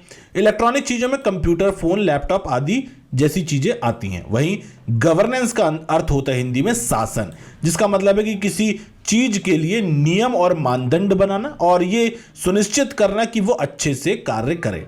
अब अगर बात करें ई गवर्नेंस के फायदे की, क्या क्या फायदे हैं, देखिए सबसे पहले कार्य में तेजी आती है। सभी महत्वपूर्ण सरकारी कामों को ऑनलाइन जोड़ने की वजह से हर तरह के कार्य में तेजी आई है। जहां किसी भी कार्य को करने में 2 से 3 दिन लग जाता था, वहीं अब वो काम केवल चंद घंटों में हो सकता है। दूसरा, पारदर्शिता आती है। सभी कार्यों के ऑनलाइन होने से एक पारदर्शिता बन जाती है जिसकी मदद से कोई भी कार्य गलत तरीके से नहीं हो सकता। इतना ही नहीं, हर सरकारी कार्य की जानकारी इंटरनेट पर उपलब्ध होती है। ऐसे में कोई भी नागरिक आसानी से सरकार के कार्य के बारे में जानकारी हासिल कर सकता है। अगला है लागत में कटौती। ई गवर्नेंस की मदद से काफी चीजों पर आने वाले खर्चे में भी कटौती हुई है। उदाहरण के लिए, जब आप किसी ऑनलाइन आवेदन को ऑनलाइन भरते हैं तो आपको किसी भी तरह के कागज का इस्तेमाल नहीं करना पड़ता। इसी तरह सरकारी दफ्तरों में भी कागजों के इस्तेमाल पर कटौती आती है। पर्यावरण के लिए लाभदायक। जितने कम कागज का इस्तेमाल होगा उतने ही पेड़ों को बचाया जा सकेगा। पेड़ों को बचाने से हमारे पर्यावरण और बेहतर बनाया जा सकेगा। इसीलिए ई गवर्नेंस का जो सबसे बड़ा लाभ है वो हमारे पर्यावरण की रक्षा करना है। अगला है जवाबदेही। सरकार द्वारा किए जा रहे कार्यों को पारदर्शिता मिलने के चलते सरकार की जवाबदेही बन जाती है, जिससे कि सरकार का लोगों को जवाब देने का उत्तरदायित्व बन जाता है। ऐसे में कोई भी गलत काम होने की संभावनाएं कम होती हैं। इतना ही नहीं, सरकारी दफ्तरों में काम करने वाले लोगों पर भी सही तरह से कार्य करने की जिम्मेदारी बन जाती है। इसके अलावा लोगों के लिए फायदेमंद ई गवर्नेंस के कारण हर किसी नागरिक को कंप्यूटर का इस्तेमाल करना आ रहा है, जिससे कि हमारे देश के गांव के लोग भी कंप्यूटर की शिक्षा हासिल करने के लिए प्रेरित हो रहे हैं। अब जहां पर फायदे हैं वहां पर नुकसान होना भी लाजमी है। तो यहां पर देखिए ई गवर्नेंस के बहुत सारे नुकसान भी हैं। क्या नुकसान है? सबसे पहली बात, हर कोई लाभ नहीं उठा सकता है। हमारे देश की ज्यादातर आबादी अशिक्षित है, जिसके चलते वो ई गवर्नेंस का फायदा चाहते हुए भी नहीं उठा सकती। देश के अधिकतर लोगों को तो कंप्यूटर का प्रयोग करना भी नहीं आता। ऐसे में और किसी पर अपने कार्य के लिए उन्हें निर्भर रहना पड़ता है। पहुंच में कमी, गांवों के लोगों को अभी तक ई गवर्नेंस के बारे में सही से कोई जानकारी नहीं है। ऐसे में अभी भी कई लोग इस सुविधा का इस्तेमाल करने से वंचित हैं। इंटरनेट की सुविधा नहीं होना, अभी तक हमारे देश में कई ऐसे गांव जहां पर अभी तक इंटरनेट की सुविधा को सरकार पहुंचाने में नाकाम रही है। ऐसे में ई गवर्नेंस से देश के हर नागरिक को जोड़ने का सपना पूरा करना नामुमकिन है। इसके अलावा इंटरनेट का सुरक्षित ना होना, इस बात में कोई संदेह नहीं है कि अभी भी इंटरनेट एक सुरक्षित जरिया नहीं है, जिसके माध्यम से किसी भी जानकारी को साझा करने में खतरा हमेशा रहता है। हमारे द्वारा साझा की गई जानकारी का फायदा कोई और व्यक्ति भी उठा सकता है। अगला महत्वपूर्ण प्रश्न है, ई गवर्नमेंट से आप क्या समझते हैं? इसके पहले हमने ई गवर्नेंस वाला प्रश्न देखा हुआ था। ई गवर्नेंस और ई गवर्नमेंट, इन दोनों में अंतर होता है। क्या अंतर है, चलिए देखते हैं। इलेक्ट्रॉनिक गवर्नमेंट का अर्थ है नागरिकों, व्यवसायियों, कर्मचारियों और सरकारों को सरकारी सूचना एवं सेवाएं देने के लिए संचार एवं सूचना प्रौद्योगिकी का उपयोग करना। एक संगठनात्मक परिप्रेक्ष्य से ई गवर्नेंट का अत्यधिक स्पष्ट लाभ है वर्तमान व्यवस्था या प्रणाली की दक्षता में सुधार लाना, ताकि यह धन एवं समय बचा सके। उदाहरण के लिए, एक बोझिल दस्तावेजी प्रणाली से हटकर यदि किसी इलेक्ट्रॉनिक प्रणाली पर कार्य किया जाए तो यह प्रणाली जनशक्ति की आवश्यकता को कम कर सकती है और कार्य परिचालन लागत भी घट सकती है। नागरिक परिप्रेक्ष्य में देखा जाए तो ई गवर्नमेंट का एक अत्यधिक महत्वपूर्ण लाभ यह है कि नागरिकों को सरकारी सेवाएं कहीं भी और किसी भी समय उपलब्ध हो सकती हैं। नागरिकों के लिए ई गवर्नमेंट के अन्य लाभों में क्या क्या चीजें शामिल है, चलिए देखते हैं। बहुभाषी सूचना सारांश, डिसेबिलिटी फ्रेंडली नेविगेशन, सारांश तक पहुंच एवं सरकार से जुड़ी सूचनाएं, सेवाओं तथा योजनाओं में नवीनतम परिवर्तनों की नियमित जानकारी। इसके अतिरिक्त सेवाएं मुद्रित कागजों की आवश्यकता को भी कम करेगी, इसलिए ये हम एक हरे भरे गृह तथा धारणीय पारिस्थितिक प्रणाली में योगदान देती है। इंटरनेट का उपयोग देखो और अनुभव करो की दृष्टि से सूचना को आसानी से ढूंढा जा सकता है। खराब गवर्नेंस को कई विकासशील देशों का एक बड़ा मुद्दा माना जाता है। ई गवर्नमेंट का प्रभावी कार्यान्वयन ई गवर्नेंस को सक्षम बनाएगा, जिससे निरंकुशता तथा भ्रष्टाचार में कमी आने और सरकारी निर्णय लेने में नागरिकों के विनियोजन तथा सहभागिता के माध्यम से बेहतर पारदर्शिता एवं जिम्मेदारी की संभावना है। ई गवर्नेंस को ई गवर्नमेंट कार्यान्वयन का एक मूल वांछित परिणाम माना जा सकता है। अब इसी के अंतर्गत एक प्रश्न और बनता है कि गवर्नमेंट अपनी योजनाओं को नागरिकों तक कैसे पहुंचाती है। देखिए, बहुत सारे रास्ते हैं नागरिकों तक जानकारी पहुंचाने के। थोड़ी सी यहां पर जानकारी पहले मैं थ्योरी के माध्यम से आपको दे देता हूं। आज के समय में इलेक्ट्रॉनिक मीडिया का प्रभाव हमारे जीवन में काफी सक्रिय हुआ है। इलेक्ट्रॉनिक मीडिया का रोल एक स्थान से दूसरे स्थान पर इंफॉर्मेशन को ट्रांसफर करने में अत्यधिक लोकप्रिय हो चुका है। कंप्यूटर नेटवर्क इलेक्ट्रॉनिक रूप में इंफॉर्मेशन को एक स्थान से दूसरे स्थान पर भेज दी है और उसे शेयर करती है। समय के साथ साथ इंटरनेट के भिन्न भिन्न प्रकार के नेटवर्क पर ऑडियो, वीडियो, टेक्स्ट, इमेज इत्यादि इंफॉर्मेशन को एक सिस्टम से दूसरे सिस्टम पर ट्रांसफर करने में महत्वपूर्ण भूमिका भी निभाया है। तो गवर्नमेंट ने भी सरकारी तथा गैर सरकारी सूचनाओं को इंटरनेट के माध्यम से प्राप्त करने के लिए नागरिकों को प्रोत्साहित किया है। आजकल गवर्नमेंट ने अपनी योजनाओं को नागरिकों तक पहुंचाने के लिए सबसे संबंधित सभी सूचनाओं को इंटरनेट पर वेबसाइट के रूप में अपलोड करके दिखाया हुआ है। कोई भी नागरिक उस वेबसाइट के माध्यम से सूचना को प्राप्त कर सकते हैं। जैसे गवर्नमेंट ने विद्यार्थियों के लिए स्कॉलरशिप योजना लागू की है। इस योजना के बारे में जानकारी प्राप्त करने के लिए इससे संबंधित कार्यालय में जाने की आवश्यकता होती थी, वहां पर काफी समय व्यतीत हो जाता था, परंतु सही इंफॉर्मेशन प्राप्त नहीं हो पाती थी। अतः गवर्नमेंट स्कॉलरशिप से संबंधित वेबसाइट scholarship.nic.in अपलोड कर दी है। अब कोई भी व्यक्ति इस वेबसाइट पर जाकर स्कॉलरशिप के बारे में संपूर्ण सूचना प्राप्त कर सकता है।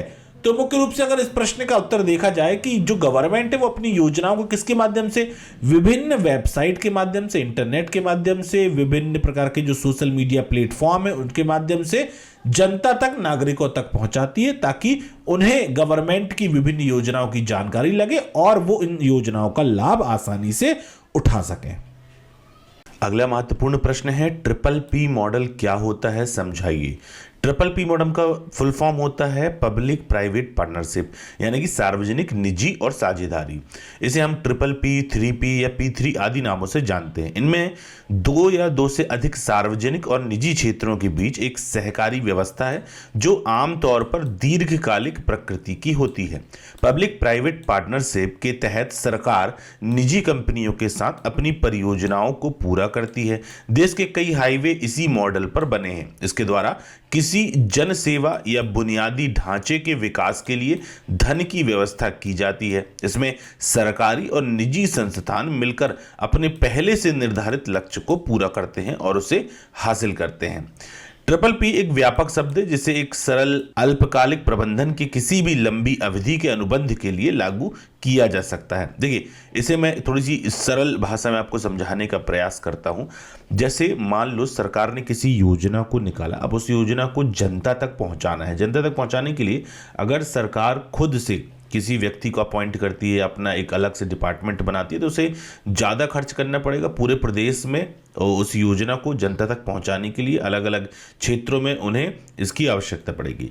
तो इसके लिए इन्होंने क्या किया, एक ऐसा पोर्टल लॉन्च किया जिसके माध्यम से कोई प्राइवेट व्यक्ति, यानी कि कोई ऐसा व्यक्ति जो एक निजी संस्थान ओपन करे और उस संस्थान के माध्यम से उन सरकारी योजनाओं को जनता तक पहुंचा दे। तो यहाँ पर फिर विकास हुआ किसका, MP ऑनलाइन का। MP ऑनलाइन, CSC जैसी जो सर्विसेज होती हैं, ये क्या होती है, ये एज अ बिजनेस कोई भी निजी व्यक्ति ओपन करता है और इस बिजनेस के माध्यम से वो गवर्नमेंट की जितनी योजनाएं हैं उन सभी योजनाओं को जनता तक पहुंचाता है। इसमें फ़ायदा किसका, इसमें देखिए गवर्नमेंट की जो योजनाएं हैं वो आसानी से जनता तक पहुंच रही है। जो व्यक्ति है जो ये सब काम कर रहा है उसको बिजनेस मिल रहा है और जनता को फ़ायदा है कि उस तक आसानी से वो योजनाएं पहुंच पा रही। तो इसमें फ़ायदा सभी का है। तो ये जो मॉडल जिसमें गवर्नमेंट भी शामिल है, जिसमें जनता भी शामिल है और उसमें एक व्यक्ति जो इन दोनों के बीच में जो एक पुल का काम कर रहा है वो भी शामिल, तो ये इस प्रकार से तीनों को मिलाकर जो बन रहा है वो है पब्लिक पार्टनरशिप प्राइवेट। ये 3 प्रकार से इस प्रकार से कनेक्ट होता है। इसी को ही हम ट्रिपल पी मॉडल के नाम से जानते हैं। अब यहाँ जैसे बोले कि भाई इसकी जरूरत क्यों पड़ी, ट्रिपल पी की जरूरत इसलिए पड़ती है क्योंकि जब सरकार के पास इतना धन नहीं होता कि जिससे वह अपनी हजारों करोड़ रुपयों की घोषणाओं को पूरा कर सके, तब ऐसी स्थिति में सरकार प्राइवेट कंपनियों के साथ एग्रीमेंट करती है और इन परियोजनाओं को पूरा करती है। जैसा कि अभी ऊपर हमने स्ट्रक्चर बताया उसी प्रकार से यहाँ पर भी बात वही समझाई गई है। ठीक है, अब देखिए क्या क्या लाभ है, लाभ जरूर लिख के आइएगा। ट्रिपल पी मॉडल अपनाने से परियोजनाएं सही लागत पर और समय में पूरी हो जाती हैं। ट्रिपल पी से काम समय में पूरा होने के कारण निर्धारित परियोजनाओं से होने वाली आय भी समय से शुरू हो जाती है, जिससे सरकार की आय में भी बढ़ोतरी होती है। परियोजनाओं को पूरा करने में श्रम और पूंजी संसाधन और प्रोडक्टिविटी बढ़ाकर अर्थव्यवस्था की क्षमता को बढ़ाया जा सकता है। ट्रिपल पी मॉडल के तहत किए गए काम की क्वालिटी सरकारी काम के मुकाबले अच्छी होती है और साथ ही काम अपने निर्धारित योजना के अनुसार होता है। अगला महत्वपूर्ण प्रश्न है, ई डेमोक्रेसी से क्या अभिप्राय है। ई डेमोक्रेसी क्या होती है। देखिए, लोकतंत्र शब्द का अंग्रेजी पर्याय होता है डेमोक्रेसी, जिसकी उत्पत्ति ग्रीक मूल शब्द डेमोस से हुई है। डेमोस का अर्थ होता है जनसाधारण और इस शब्द में क्रेसी शब्द को जोड़ा गया, इसका अर्थ होता है शासन। इस प्रकार डेमोक्रेसी शब्द की रचना हुई। जैसे कि उत्पत्ति के आधार से ही स्पष्ट है कि डेमोक्रेसी शब्द का अर्थ होता है जनता का शासन या प्रजातंत्र, एक ऐसी शासन व्यवस्था जिसमें जनता अपना शासक खुद चुनती है। यह शब्द लोकतांत्रिक व्यवस्था और लोकतांत्रिक राज्य दोनों के लिए प्रयुक्त होता है।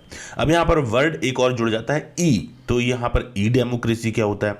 इलेक्ट्रॉनिक और लोकतंत्र शब्द का एक संयोजन, जिसे डिजिटल लोकतंत्र या इंटरनेट लोकतंत्र के रूप में भी जाना जाता है।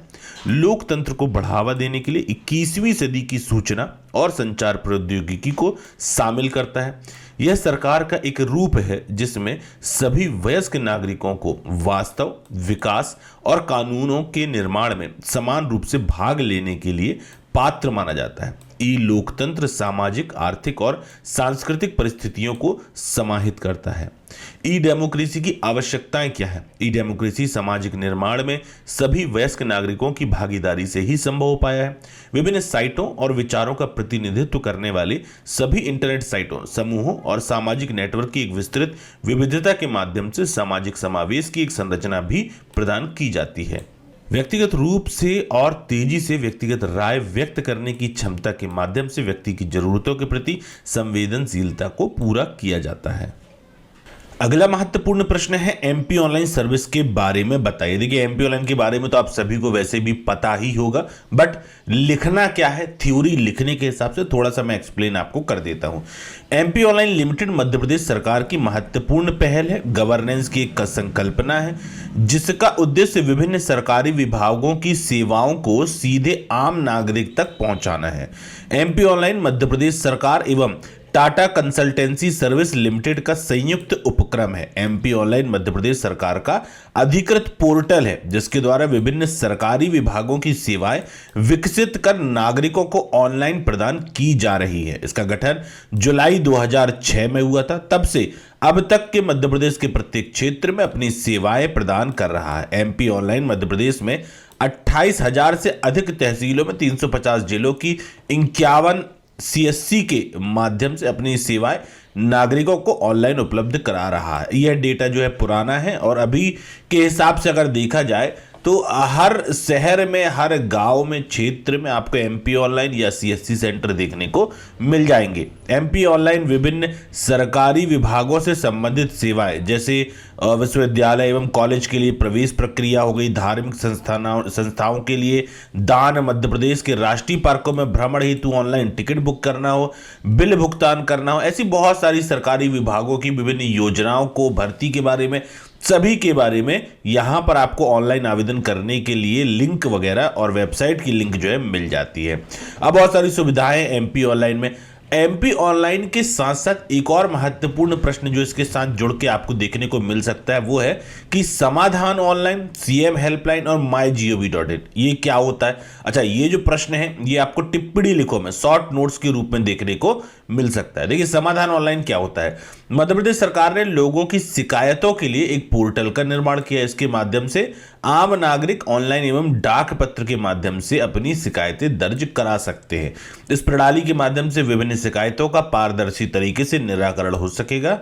इस हेतु सतत निगरानी विभाग द्वारा की जाती है। ठीक है, अब इसके कुछ लाभ क्या भाई? लोग अपनी समस्या ऑनलाइन बता सकते हैं, समस्या सुनी जाएगी और उन पर कार्यवाही की जाएगी। अब लोगों को अपनी समस्या उठाने के लिए दफ्तरों के चक्कर नहीं काटने पड़ेंगे। तो ये तो हो गई इसकी विशेषता या लाभ आप बोल सकते हैं। तो आपको इसके बारे में देखिए, अब ये तो नॉर्मल सी बात, समाधान ऑनलाइन सबको पता है भाई क्या है। सरकार के द्वारा ऑनलाइन एक पोर्टल लॉन्च किया गया जिसके माध्यम से यदि किसी व्यक्ति को किसी प्रकार की समस्या आती है सरकारी विभाग के अंतर्गत तो वह ऑनलाइन जाकर समाधान ऑनलाइन के माध्यम से आसानी से शिकायत कर सकता है। शिकायत दर्ज करने के बाद उससे जो है उस समस्या से समाधान के लिए फोन आएगा और जो भी समस्या है उसे उस लेवल पर सॉल्व किया जाएगा। सेम कहानी सीएम हेल्पलाइन में भी होती है। और MyGov.in जो है वो गवर्नमेंट की एक ऐसी वेबसाइट है जिसमें आपको विभिन्न प्रकार की जानकारी, गवर्नमेंट की योजनाओं के बारे में जानकारी और क्या नई योजनाएं लॉन्च होने वाली है, और ये गवर्नमेंट से संबंधित सारी जानकारी आपको mygov.in इस वेबसाइट पर, ये देखिए कुछ इस प्रकार की वेबसाइट आपको देखने को मिलती है। यहाँ पर आपको सारी वेबसाइट के अंदर, मतलब इस वेबसाइट के अंदर आपको सारी जानकारी आसानी से प्राप्त हो जाती है। अगला महत्वपूर्ण प्रश्न है, डिजिटल लॉकर को कैसे उपयोग किया जाता है, समझाइए। डिजिटल लॉकर होता क्या है?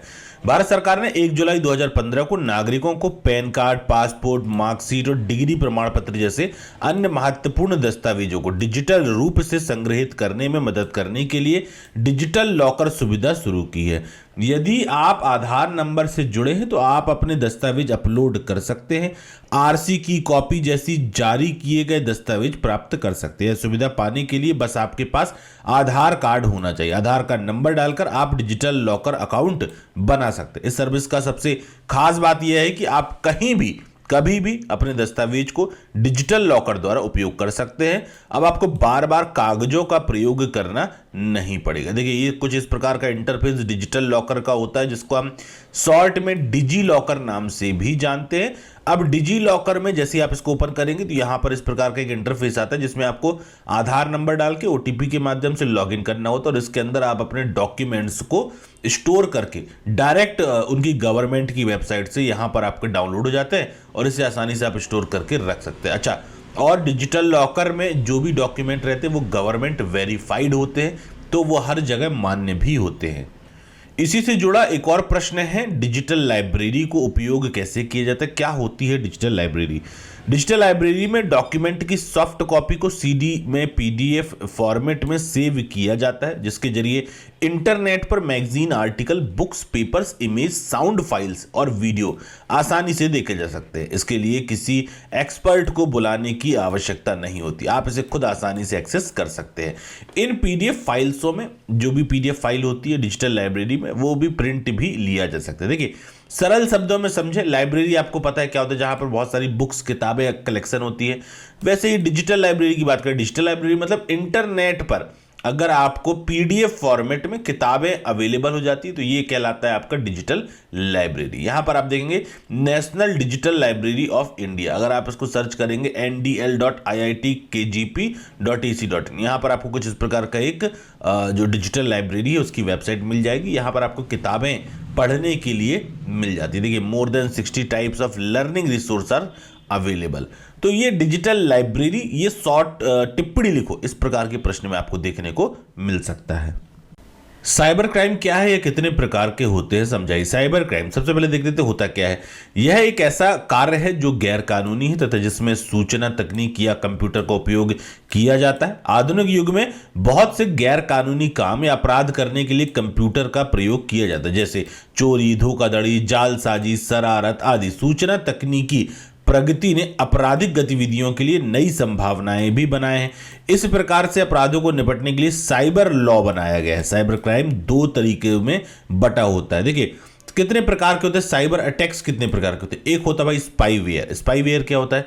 यह एक मैलिशियस सॉफ्टवेयर प्रोग्राम जिसका उद्देश्य कंप्यूटर यूजर के विरुद्ध जासूसी करना, यानी कि स्पाई की तरह कार्य करना होता है। यह द्वेषपूर्ण प्रोग्राम कंप्यूटर के उपयोग के बारे में छोटी छोटी सूचनाएं जैसे कि ईमेल संदेश, यूजर नेम, पासवर्ड, पूर्व में देखी गई वेबसाइट का विवरण, ये सब कुछ इकट्ठा करता है। कीलॉगर स्पाईवेयर का एक उदाहरण है। कुछ कंपनियां अपने कर्मचारियों की गतिविधियों पर नजर रखने के लिए जानबूझकर स्पाईवेयर का प्रयोग करती है। एक और आता है मालवेयर। यह एक द्वेषपूर्ण सॉफ्टवेयर होता है जो उपयोगकर्ता की जानकारी के बिना कंप्यूटर सिस्टम में घुसकर प्रोग्राम में छेड़छाड़ करता है या उसे नुकसान पहुंचाता है।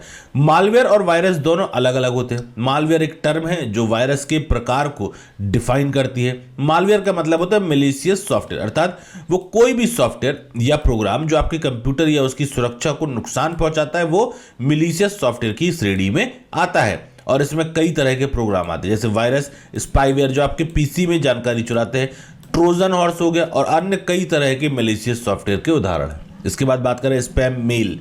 इंटरनेट पर लोगों को संदेश या विज्ञापन बार बार भेजना जिसका उन्होंने अनुरोध नहीं किया है, स्पैम कहलाता है। ये इसको याद रखिएगा, आपको ईमेल में अक्सर स्पैम ईमेल आते रहते हैं।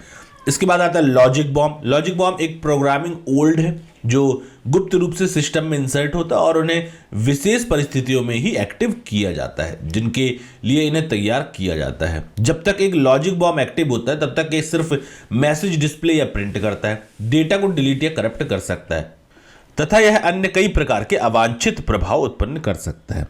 इसके अलावा एक है denial of service. Denial of service effective hacking technique है जो हैकिंग ग्रुप द्वारा बड़े स्तर पर यूज की जाती है। आमतौर पर हैकर इस तकनीक का इस्तेमाल किसी सर्वर पर अत्यधिक मात्रा में ट्रैफिक भेजने के लिए करते हैं, जिसकी वजह से सर्वर इतने लोड को हैंडल नहीं कर पाता और लोग उस वेबसाइट को खोल नहीं पाते, यानी सर्वर डाउन हो जाता है। इसी प्रश्न के अंतर्गत आपको टाइप्स ऑफ साइबर क्राइम भी लिखना है। टाइप्स ऑफ साइबर क्राइम में कितने प्रकार के होते हैं?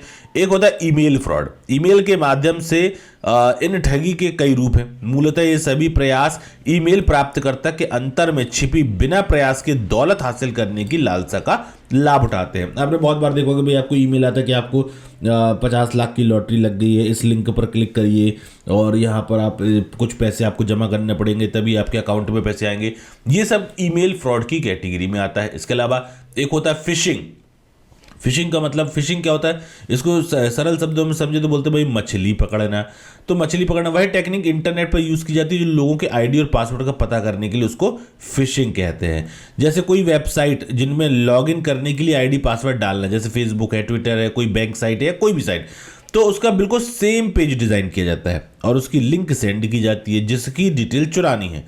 फिर वो उसको ओपन करके जब लॉगिन करते हैं तो लॉगिन तो नहीं होगा और उनकी आईडी और पासवर्ड हैकर के पास चले जाते हैं। इससे बचने का तरीका है, जब भी किसी साइट में अपना आईडी पासवर्ड डाले उससे पहले यूआरएल जरूर चेक कर ले कि सही है और जब ही अपनी डिटेल वहां पर एंटर करें।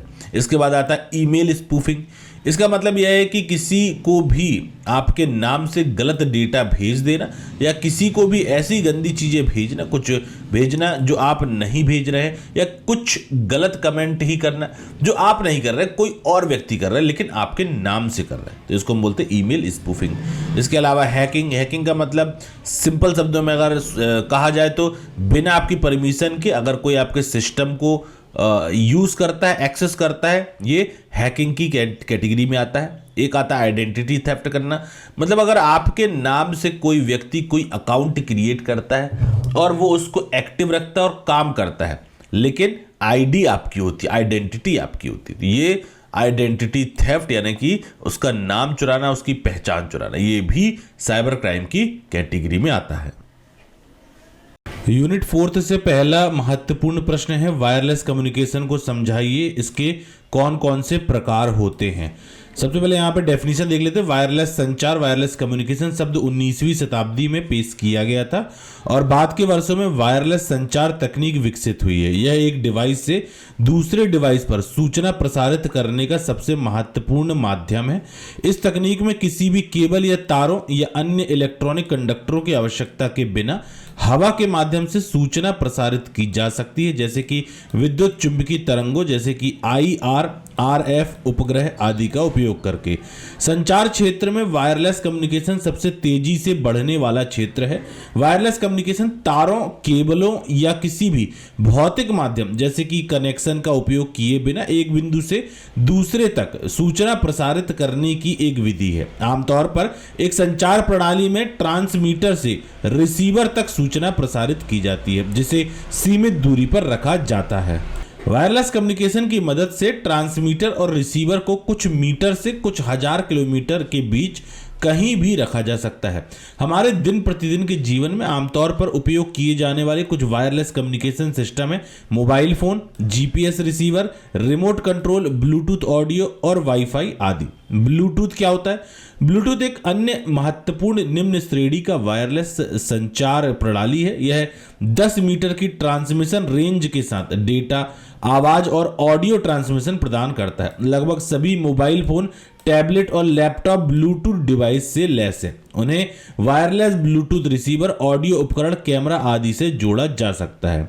अगला है wifi. Wireless local area network या VLAN इंटरनेट से संबंधित वायरलेस सेवा है। VLAN का उपयोग करते हुए लैपटॉप और मोबाइल फोन जैसे विभिन्न डिवाइस एक एक्सेस पॉइंट और एक्सेस इंटरनेट से जुड़ सकते हैं। इसके बाद आता है वाईमैक्स, एक दूर संचार तकनीक है। इस तकनीक के माध्यम से एक कंप्यूटर दूसरे कंप्यूटर से बिना तारों की सहायता से संपर्क स्थापित कर सकेंगे। वर्तमान में कई देश इस तकनीक का इस्तेमाल कर रहे हैं। वर्तमान में मौजूद 2G और 3G फोन की सहायता से आप इस सुविधा का लाभ नहीं उठा सकते। इसके लिए ऐसे फोन की आवश्यकता होगी जो वाईमैक्स संगत हो। वाईमैक्स इंटरनेट और सेल्यूलर दोनों नेटवर्क पर काम करता है। इसकी गति 2 Mbps होती है और 10 किलोमीटर तक यह समान रहती है। इसकी रेंज वाईफाई की तुलना में ज़्यादा होती है। जहां लैपटॉप के लिए इसकी सीमा 5 से 15 किलोमीटर होगी, तो वहीं फिक्स्ड कंप्यूटर स्टेशन में 50 किलोमीटर होगी। वाईमैक्स 1990 के दौरान कई कंपनियां मसलन AT&T, नोकिया, वेरिजोन के इंजीनियरों ने काम करना शुरू किया। सभी कंपनियां ऐसी तकनीक बनाना चाहती थी जिसकी रेंज कई किलोमीटर हो। इसके बाद आता है लाईफाई। लाईफाई का फुल फॉर्म होता है लाइट फिडिलिटी, या इसे हम लाईफाई संचार के लिए विद्युत चुंबकीय स्पेक्ट्रम के दृश्य क्षेत्र का उपयोग करता है। इसका प्रयोग उन स्थानों पर आसानी से किया जा सकता है जहां ब्लूटूथ, IR और वाईफाई पर प्रतिबंध है, क्योंकि यह रेडियो तरंगों की वजह प्रकाश का उपयोग करता है। अगला महत्वपूर्ण प्रश्न है mobile technology 2G, 3G, 4G और 5G को समझाइए। आज इंटरनेट की दुनिया में एक नए मुकाम पर है, जहां मोबाइल ने 1G से शुरुआत की थी और अब हम फिलहाल 4G के साथ साथ 5G का इस्तेमाल भी कर रहे हैं। अभी इंटरनेट ने बहुत से पड़ाव पार किए हैं, जिसमें आपको पहले से बहुत ज़्यादा इंटरनेट स्पीड देखने का मौका मिला। इसके अलावा 5G भी आ गया है, लेकिन अभी तक इंडिया में इसकी सर्विस लॉन्च नहीं की गई है। सबसे पहले आपको G का मतलब बता देते हैं। इंटरनेट के साथ G का इस्तेमाल होता है। इसका मतलब क्या होता है? G का मतलब होता है जनरेशन। जैसे नई टेक्नोलॉजी आती है उसका वर्जन बढ़ा दिया जाता है। अब यहाँ पर एक इमेज में आप 1G से लेकर 5G तक की पूरी जो जनरेशन है, जो वर्जन है, उसको आप देख पा रहे हैं। फर्स्ट जनरेशन जो आई इसकी वो 1980s में आई थी और इसमें स्पीड जो थी वो 2.4 KB पर सेकेंड थी। इसके बाद जो 2G टेक्नोलॉजी आई थी वो 1990 में आई थी। इसकी स्पीड 64 KB पर सेकेंड थी। फिर आया 3G 2003 में, जिसकी स्पीड लगभग 2 Mbps की थी, यानी कि मेगाबाइट पर सेकेंड की थी। इसके बाद आता है 4G जो कि 2009 में आया था और इसकी स्पीड लगभग 100 मेगाबाइट पर सेकेंड की थी। इसके बाद 5G जो 2020 में, इसकी स्पीड 1 GB पर सेकेंड है। तो इस प्रकार से यहाँ पर इसका जो विकास हुआ है वो 1G से स्टार्ट हुआ है और आज हम 5G इस्तेमाल कर रहे हैं।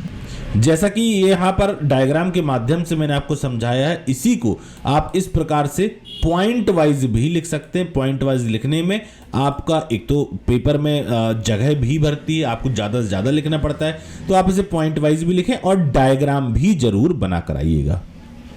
अगला महत्वपूर्ण प्रश्न है IMEI तकनीक की व्याख्या कीजिए। क्या होता है IMEI तकनीक? IMEI नंबर है जिसका फुल फॉर्म होता है इंटरनेशनल मोबाइल इक्विपमेंट आइडेंटिटी। अगर हम इसे हिंदी में देखें तो हिंदी में अंतर्राष्ट्रीय मोबाइल उपकरण पहचान संख्या इसको बोलते हैं। यह 15 डिजिट का IMEI नंबर केवल उसी डिवाइस में दिया जाता है जहां GSM और CDMA जैसे नेटवर्क उपयोग किए जाते हैं। जिस डिवाइस में GSM सिम लगता है और आप अच्छी तरीके से उसमें इंटरनेट यूज कर सकते हैं, उनमें ही यह होता है। यह एक प्रकार की आइडेंटिटी यानी पहचान है जिससे उस डिवाइस की सभी जानकारियां जैसे मॉडल नंबर आदि के बारे में पता लगाया जा सकता है।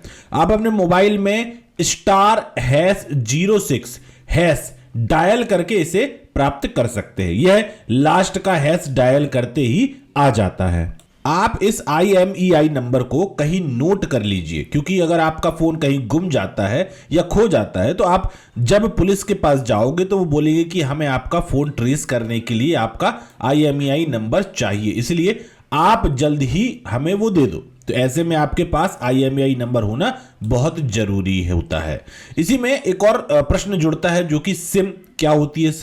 सिम कार्ड का पूरा नाम होता है सब्सक्राइबर आइडेंटिटी मॉड्यूल। यह एक छोटी इलेक्ट्रॉनिक चिप होती है। इसको मोबाइल में डालने के बाद यह मोबाइल के सिस्टम से कनेक्ट हो जाती है और यह मोबाइल से नजदीक के कोई GSM नेटवर्क को सर्च करता है। देखिए, सिम के बारे में तो सभी को पता है भाई, सिम सभी लोग इस्तेमाल करते हैं, अलग अलग कंपनी की सिम आती है, लेकिन सिम को आप डिफाइन कैसे करोगे, उसको एक्सप्लेन कैसे करोगे? अगर प्रश्न आता है कि सिम कैसे कार्य करती है तो इसको लिखोगे किस प्रकार से? अगर सर्च में आपको GSM नेटवर्क मिल जाता है तो वह उससे कनेक्ट हो जाता है। यह GSM नेटवर्क मोबाइल के ट्रांसलेटर से सिग्नल भेजकर कनेक्ट होता है और कनेक्ट होने के बाद आप इससे कॉल कर सकते हैं और कॉल रिसीव भी कर सकते हैं। जब भी हम अपने मोबाइल नंबर से कोई नंबर डायल करते हैं तो वह नजदीक के किसी जीएसएम टावर से फोन की पहचान करता है और जो नंबर आपने डायल किया है उसके इंफॉर्मेशन सैटेलाइट की मदद से सर्च करके उसको कनेक्ट करने में मदद करता है। तो इस तरह से आप कैसे किसी को कॉल कर पाते हैं। इसके और भी बहुत सारे काम होते हैं, जैसे सिम कार्ड में आप अपना मोबाइल नंबर, नाम, एड्रेस, ये सारी जानकारी सेव करके रख सकते हैं, कॉन्टैक्ट नंबर सेव करके रख सकते हैं। सिम कार्ड की मदद से ही आप इंटरनेट इस्तेमाल कर सकते हैं, इसकी मदद से ही आप मैसेज वगैरह सेंड कर सकते हैं। तो सिम कार्ड जो है बहुत ही आवश्यक डिवाइस, आज के समय में आवश्यक उपकरण माना जाता है। ठीक है, अच्छा, ये सिम जो होती है वो मुख्य रूप से दो तरह की होती है। सिम कौन कौन सी? एक तो होता है जीएसएम, एक होता है सीडीएम। क्या होता है? ये दोनों टेक्नोलॉजी हैं। कैसे एक्सप्लेन करेंगे? जीएसएम टेक्नोलॉजी का मतलब होता है ग्लोबल सिस्टम फॉर मोबाइल, और इसको सबसे पहले 1970 में बनाया गया था। इस लेबोरेटरी का नाम था बेल लेबोरेटरीज तथा 900 मेगाहर्ट्ज और 800 मेगाहर्ट्ज से लेकर 1.8 गीगाहर्ट्ज फ्रीक्वेंसी बैंड तक यह काम करती है। इसी प्रकार सीडीएमए की बात करें तो सीडीएमए क्या होता है? Code division multiple access. इसमें कम्युनिकेशन स्प्रेड स्पेक्ट्रम टेक्नोलॉजी के हिसाब से होता है। यह एक स्पेशल कोडिंग टेक्नोलॉजी का इस्तेमाल करके कम्युनिकेशन करता है। अब दो वर्ड आपने सुने होंगे, प्रीपेड और पोस्टपेड। प्रीपेड का मतलब होता है ऐसी सिम जिसमें आपको पहले रिचार्ज करवाना पड़ता है, उसके बाद ही आप कॉल वगैरह कर सकते हैं। और पोस्टपेड का मतलब होता है जिसमें आपने पहले तो बात करते हैं पर मंथली उसका बिल आता है, इसको हम बोलते हैं पोस्टपेड।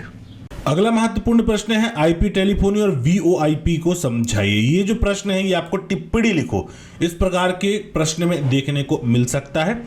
सबसे पहले देख लेते हैं आईपी टेलीफोनी क्या होता है। आईपी टेलीफोनी उन तकनीकों के लिए एक सामान्य शब्द है जो आवाज, फैक्स और अन्य प्रकार की सूचनाओं के आदान प्रदान के लिए इंटरनेट प्रोटोकॉल के पैकेट स्विच किए गए कनेक्शन का उपयोग करते हैं। वीओआईपी भी आईपी टेलीफोनी का सामान्य रूप है। वीओआईपी का फुल फॉर्म होता है voice over internet protocol.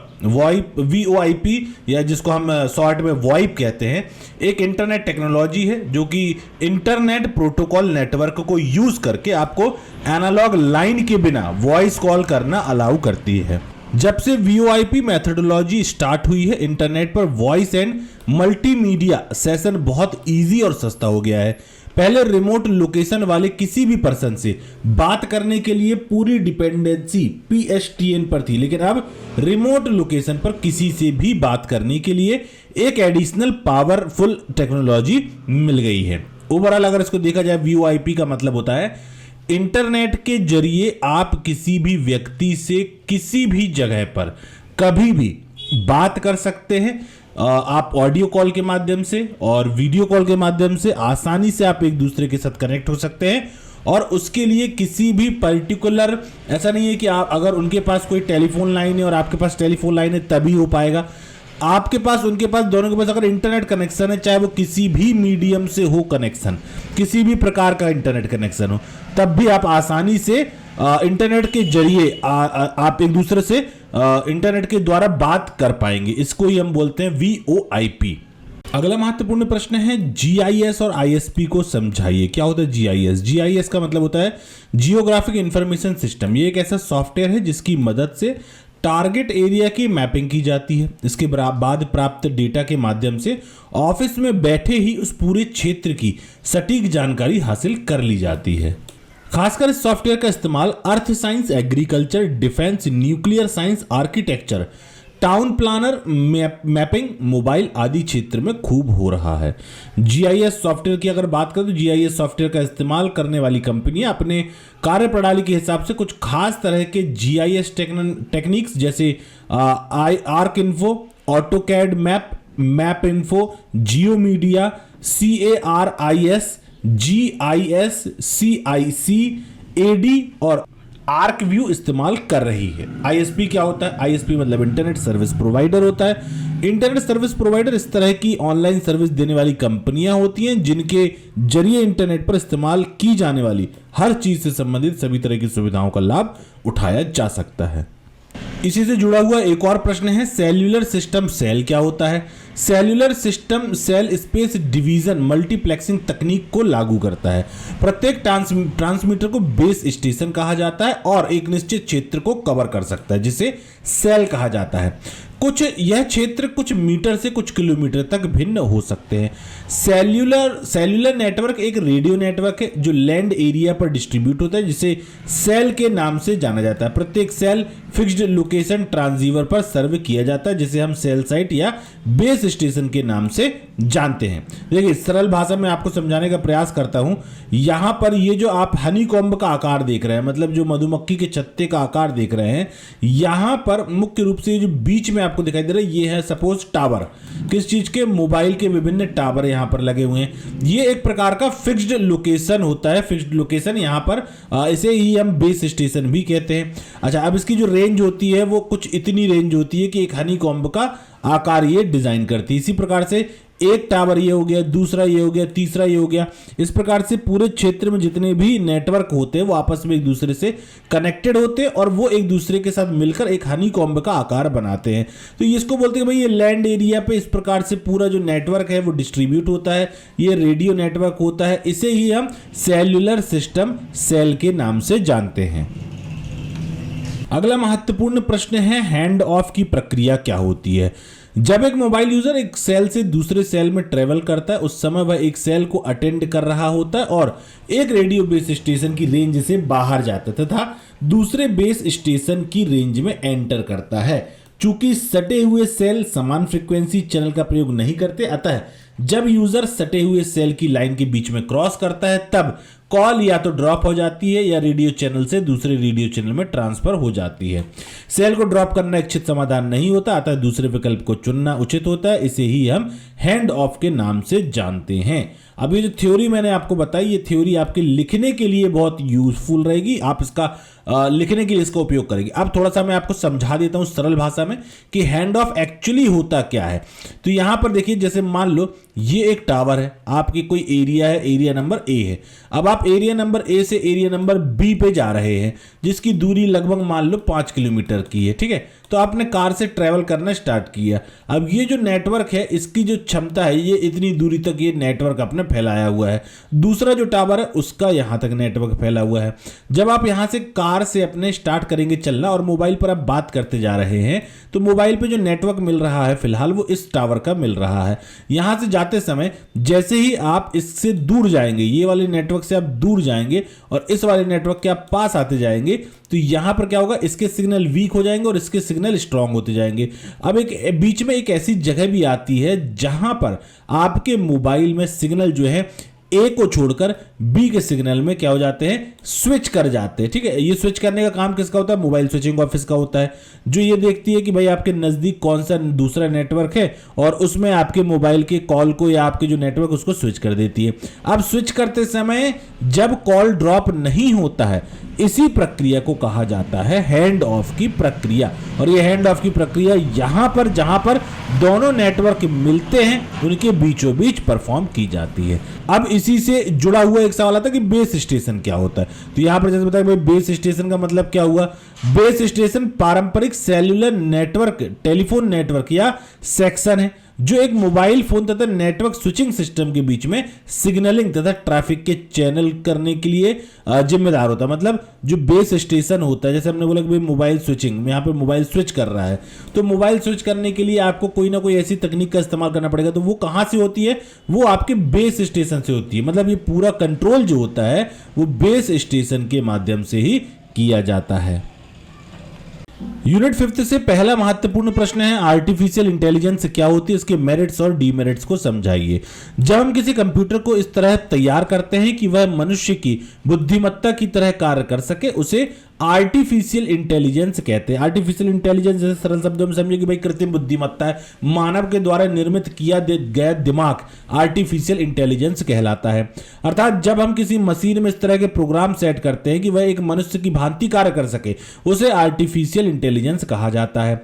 Artificial intelligence computer बनाने का एक तरीका है। यह कंप्यूटर नियंत्रित रोबोट या एक सॉफ्टवेयर बुद्धिमानी से सोचता है, ठीक उसी तरह जिस तरह बुद्धिमान व्यक्ति सोचते हैं।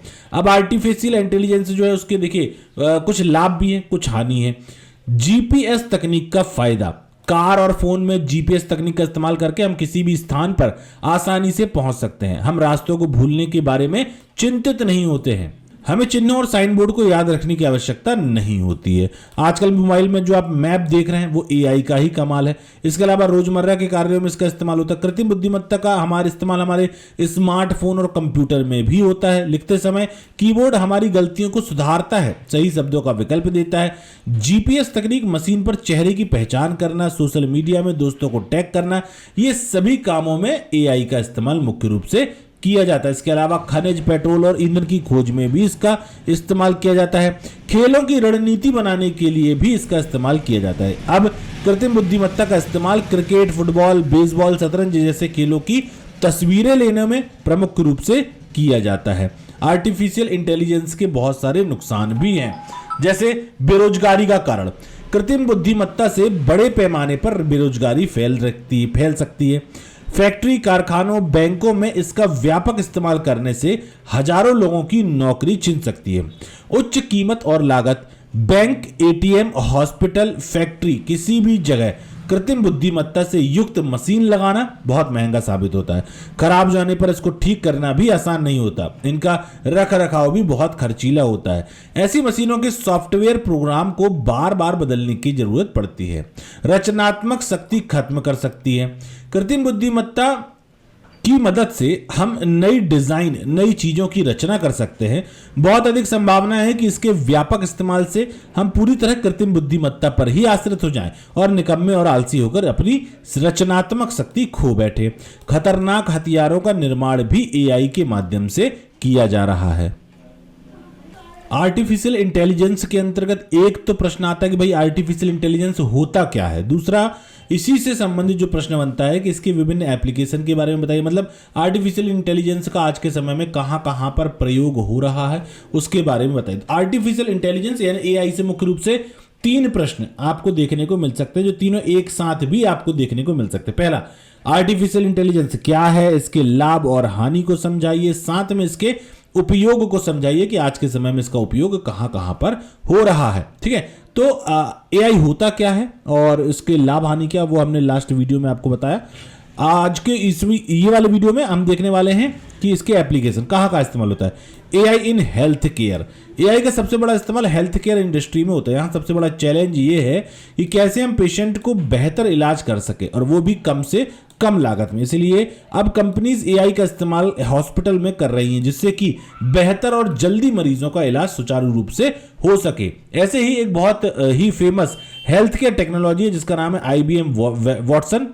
इसके साथ साथ अब कॉमन बीमारियों के लिए हेल्थ असिस्टेंट भी आ चुके हैं। इसके अलावा एआई का इस्तेमाल बिजनेस में भी हो रहा है। रोबोटिक प्रोसेस ऑटोमेशन की मदद से अब हाईली रिपीटेटिव टास्क को अब मशीनों के द्वारा किया जाता है। मशीन लर्निंग एल्गोरिथम को अब हम एनालिटिक्स एवं CRM प्लेटफॉर्म के साथ इंटीग्रेट किया जा रहा है, जिससे कि यह पता चल सके कि कैसे कंपनीज अपने कस्टमर को बेहतर मदद कर सकती है। अगला है एआई इन एजुकेशन। एआई की मदद से अब ऑटोमेट ग्रेडिंग किया जा सकता है, जिससे कि एजुकेटर्स को ज्यादा टाइम मिल सके बच्चों को पढ़ाने में। एआई की मदद से कोई भी छात्र को अच्छी तरह से इंस्पेक्ट किया जा सकता है, क्या उसकी जरूरत है, किन किन सब्जेक्ट में वो वीक है इत्यादि, ताकि उस छात्र का सही तरीके से मदद किया जा सके। एआई का इस्तेमाल फाइनेंस में, लॉ में, मैन्युफैक्चरिंग में, इन सभी में हो रहा है। तो ओवरऑल आज के समय में अगर देखा जाए तो आर्टिफिशियल इंटेलिजेंस जो है वो वृहद रूप से व्यक्ति के साथ जुड़ चुका है, इंटरनेट के साथ जुड़ चुका है और बहुत सारे व्यक्ति जो हैं एआई पर डिपेंड हो चुके हैं।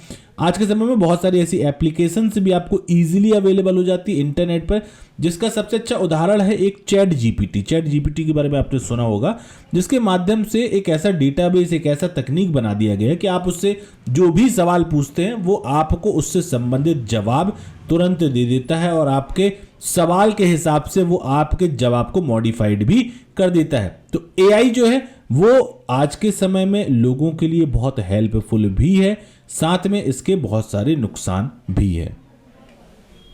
अगला महत्वपूर्ण प्रश्न है एक्सपर्ट सिस्टम क्या होता है, इसके मेरिट्स तथा डीमेरिट्स समझाइए। एक्सपर्ट सिस्टम मूल रूप से एक कंप्यूटर अनुप्रयोग है जो एक विशेष डोमेन के आधार पर समस्याओं को हल करने के लिए डिजाइन किया गया। मानव विशेषज्ञों से प्रासंगिक और सटीक ज्ञान को कंप्यूटर मेमोरी में संग्रहित किया जाता है और यह जानकारी जरूरत पड़ने पर सिस्टम द्वारा एक्सेस की जाती है। एक्सपर्ट सिस्टम 4 मुख्य घटकों पर आधारित होता है, वो है उपयोगकर्ता इंटरफेस, आविष्कार इंजन, विकास इंजन और ज्ञान कोश। एक्सपर्ट सिस्टम आमतौर पर विभिन्न प्रकार के क्षेत्रों जैसे कि चिकित्सा, इंजीनियरिंग, शिक्षा आदि जगह पर उपयोग किया जाता है। देखिए सरल शब्दों में आपको समझाता हूं। जैसे कोई व्यक्ति है जिसको बहुत नॉलेज है किसी टॉपिक के विषय में, उसने क्या किया, अपने नॉलेज को किसी एक ऐसी मशीन पर इनबिल्ट कर दिया या उसमें सारी जानकारी को स्टोर कर दिया। अब कोई व्यक्ति है जिसको उनमें से किसी प्रकार की जानकारी की आवश्यकता है, तो वो उस इनबिल्ट सिस्टम से जहां पर पूरी जानकारी स्टोर है वहां से उस जानकारी को प्राप्त कर रहा है। तो ये जो सिस्टम बनाया गया है ये कहलाएगा एक्सपर्ट सिस्टम। मतलब किसी ऐसे व्यक्ति, नॉलेजेबल व्यक्ति के माध्यम से जब जानकारी को किसी मशीन में, किसी सिस्टम पर स्टोर कर दिया जाता है तो वो सिस्टम एक्सपर्ट सिस्टम कहलाता है। अब इसका मुख्य उपयोग जो है चिकित्सा, इंजीनियरिंग, शिक्षा सभी के क्षेत्र में होता है। ठीक है, अब देखिए फायदे की बात करें तो सबसे पहले कंसिस्टेंसी, निरंतरता होती है एक्सपर्ट सिस्टम का मुख्य लाभ है। क्योंकि यह एक कंप्यूटर आधारित प्रणाली है इसलिए इसमें सभी ज्ञान या तर्क क्रमबद्ध होते हैं। यदि यह उसी स्थिति में मिलता है तो यह एक ही निर्णय बार बार करेगा, क्योंकि हमेशा कुछ नियमों और तर्क के आधार पर निर्णय लिया जाता है। अगला है इसमें मेमोरी। यह एक्सपर्ट सिस्टम के सबसे महत्वपूर्ण लाभों में से एक है। इनमें बड़ी मात्रा में ज्ञान संग्रहित करने के लिए मेमोरी की एक बड़ी मात्रा होती है और वे सभी उनके लिए समान रूप से सुलभ होते हैं। इनमें मेमोरी खोने की कोई संभावना नहीं होती है। अगला है लॉजिक। एक्सपर्ट सिस्टम में तर्क बहुत स्पष्ट है। एक एक्सपर्ट सिस्टम में निर्णय लेने या चुनने के तरीके पर सभी नियम, शर्तें और उसकी समझ हमेशा स्पष्ट होती है। एक्सेसिबिलिटी। एक्सपर्ट सिस्टम हमेशा उपलब्ध है, इन तक कभी भी यानी 24/7 तक पहुंचा जा सकता है। यह मानव विशेषज्ञों पर एक्सपर्ट सिस्टम के महत्वपूर्ण लागों में से एक है। अगला है उपलब्धता। एक्सपर्ट सिस्टम एक ही समय में सभी के लिए उपलब्ध है। कई उपयोगकर्ता एक साथ एक एक्सपर्ट सिस्टम का उपयोग कर सकते हैं और तुरंत उससे प्रतिक्रिया प्राप्त कर सकते हैं। इसके अलावा दीर्घायु है। दुनिया के सभी मानव विशेषज्ञों की एक निश्चित आयु सीमा है, क्योंकि हम इंसान हमेशा जिंदा नहीं रह सकते। लेकिन एक एक्सपर्ट सिस्टम के मामले में यदि आप एक कंप्यूटर में एक मानव विशेषज्ञ के सभी ज्ञान और अनुभव को डाल दे तो वह हमेशा के लिए सुलभ होता है। अब जैसे इसके कुछ एडवांटेज हैं, कुछ डिसएडवांटेज भी होंगे। क्या है चलिए देखते हैं। सबसे पहला है डेटा इंटीग्रिटी। एक्सपर्ट सिस्टम को मैनुअल रूप से अपडेट करने की आवश्यकता पड़ती है। एक्सपर्ट सिस्टम सब कुछ नहीं सीखती। यही कारण है कि डेटा अखंडता एक एक्सपर्ट सिस्टम के प्रमुख नुकसानों में से एक है। दूसरा, समय और लागत। एक्सपर्ट सिस्टम को खरीदने या इंस्टॉल करने के लिए आवश्यक समय और लागत बहुत अधिक है। एक्सपर्ट सिस्टम विकसित करने के लिए, आवश्यक ज्ञान प्राप्त करने के लिए भारी मात्रा में समय और पैसे की आवश्यकता पड़ती है। स्पेसिफिक होता है। एक्सपर्ट सिस्टम आमतौर पर एक विशिष्ट डोमेन के लिए विकसित किया जाता है, जबकि एक मानव विशेषज्ञ को एक से अधिक तरीकों या एक से अधिक क्षेत्रों में विशेषता प्राप्त होती है। अगला है शुष्क यानी कि इमोशनलेस होता है। मानव विशेषज्ञों को स्थिति के बारे में जानकारी होती है। इसका मतलब है कि वे कैसे महसूस करते हैं, वे स्थिति में कैसे प्रभावी हैं। लेकिन एक्सपर्ट सिस्टम को किसी भी स्थिति के बारे में कोई जानकारी नहीं होती है। कॉमन सेंस नहीं होता। एक्सपर्ट सिस्टम के साथ कॉमन सेंस मुख्य मुद्दा है। वे कभी कभी कुछ गलत निर्णय भी ले सकते हैं, क्योंकि उन्हें नियम और कानूनों का पालन करना पड़ता है जैसे कि उन्होंने प्रोग्राम किया गया था। वे पूरी तरह से नई तरह की समस्या का समाधान नहीं कर सकते। अगला महत्वपूर्ण प्रश्न है क्लाउड कंप्यूटिंग क्या होता है। क्लाउड स्टोरेज एक बहुत ही यूजफुल फैसिलिटी है। इससे आप अपनी सभी जरूरी फाइल्स को, जैसे डॉक्यूमेंट है, फोटोज हैं, म्यूजिक है, वीडियोज, इन सभी को कंप्यूटर के साथ साथ इंटरनेट पर भी सेव करके रख सकते हैं। यह फाइल 2 प्रकार से सेव होती है, पर्सनल और शेयर्ड। पर्सनल सेव की गई फाइल्स को आपके अलावा कोई ना तो कोई एडिट कर सकता है, ना देख सकता है, ना किसी भी प्रकार की छेड़छाड़ कर सकता है। परंतु जो शेयर्ड फाइल होती है वो आप अपने फ्रेंड को किसी ग्रुप में कन्वर्ट करने की फैसिलिटी होती है, जिससे यह एडवांटेज होता है कि यदि आप कोई प्रोजेक्ट पर वर्क कर रहे हैं तो उसे आप अपने ग्रुप में इजीली शेयर्ड कर सकते हैं। अपनी सुविधा अनुसार उसे देख सकते हैं और उसे कन्वर्ट भी कर सकते हैं। एक और फैसिलिटी हमें क्लाउड स्टोरेज से मिलती है, हमारी फाइल्स ऑनलाइन और ऑफलाइन सेव और सुरक्षित रख सकते हैं। साथ ही कंप्यूटर खराब होने पर या उपलब्ध ना होने पर आप किसी भी जगह से, साइबर कैफे से या किसी भी स्मार्टफोन से अपनी फाइल्स को आसानी से देख सकते हैं और एक्सेस कर सकते हैं। देखिए जो क्लाउड कंप्यूटिंग है उसके लिए मुख्य रूप से जो कौन कौन सी वेबसाइट, जैसे गूगल ड्राइव है, माइक्रोसॉफ्ट स्काई ड्राइव है, येंडेक्स है, फोरसिंक है, ड्रॉप बॉक्स है, इनके बारे में आपने पहले सुना होगा। इनमें से गूगल ड्राइव के बारे में तो अवश्य रूप से ही सुना होगा। गूगल ड्राइव इंटरनेट पर एक ऐसा उपलब्ध स्पेस है जहां पर आप अपनी फाइल्स को या कोई भी वीडियो या फोल्डर जो भी है आप उसे आसानी से स्टोर करके रख सकते हैं और ज़रूरत पड़ने पर आप अपने मोबाइल से या कहीं से भी जहां पर इंटरनेट अवेलेबल हो अपनी आईडी को लॉगिन करके आसानी से गूगल ड्राइव से डेटा डाउनलोड कर सकते हैं। तो इस प्रकार से जब स्पेस आपको इंटरनेट पे मिलता है उसको हम बोलते हैं क्लाउड कंप्यूटिंग। अंतिम महत्वपूर्ण प्रश्न है गूगल ड्राइव, गूगल डॉक्स और गूगल फॉर्म को समझाइए। क्या होता है गूगल ड्राइव, गूगल डॉक्स और गूगल फॉर्म? देखिए यहां पर थ्योरी के हिसाब से समझाने के पहले थोड़ा सा मैं आपको इसके बारे में प्रैक्टिकल दिखा देता हूं। यहां पर जब आप गूगल अपनी आईडी को लॉगिन करते हैं, जीमेल को लॉगिन करते हैं, तो जीमेल आपको बहुत सारी सुविधाएं देता है। जीमेल की सुविधाओं में से ही गूगल ड्राइव, गूगल डॉक्स और गूगल फॉर्म, ये तीनों जो हैं जीमेल की तरफ से या गूगल की तरफ से प्रोवाइड की गई अलग अलग प्रकार की सुविधाएं हैं। गूगल ड्राइव एक ऐसी सुविधा है जिस पर आप अपनी फाइलों को, फोल्डर को आसानी से यहां पर स्टोर करके रख सकते हैं। ये इंटरनेट पर अवेलेबल रहेगा, आप कहीं से भी अपनी आईडी को लॉगिन करके इन फाइल्स को आसानी से डाउनलोड कर सकते हैं। इसी प्रकार से अगर आपको कोई वर्ड की, एक्सेल की, पावर पॉइंट की फाइल बनानी है तो आप आसानी से गूगल डॉक्स का इस्तेमाल करके इन फाइल्स को क्रिएट कर सकते हैं। जैसे आप अपने कंप्यूटर पर वर्ड फाइल बनाते हैं तो वर्ड फाइल आपके सिस्टम पर सेव होती है, लेकिन जो गूगल डॉक्स में बनाई जाती है वो गूगल डॉक्स में सेव हो जाती है। अब इस फाइल को आप अपने सिस्टम के साथ साथ किसी और सिस्टम या अपने मोबाइल पर गूगल डॉक्स को लॉगिन करके आसानी से कहीं से भी प्राप्त कर सकते हैं। तो online Word, Excel, PowerPoint की अगर आपको सुविधा देखना है तो गूगल डॉक्स में आप इसे बना सकते हैं। इसी प्रकार से गूगल फॉर्म एक ऑप्शन आता है जिसमें आपको विभिन्न प्रकार के डॉक्यूमेंट बनाने के साथ साथ फॉर्म क्रिएट करने का एक ऑप्शन मिलता है।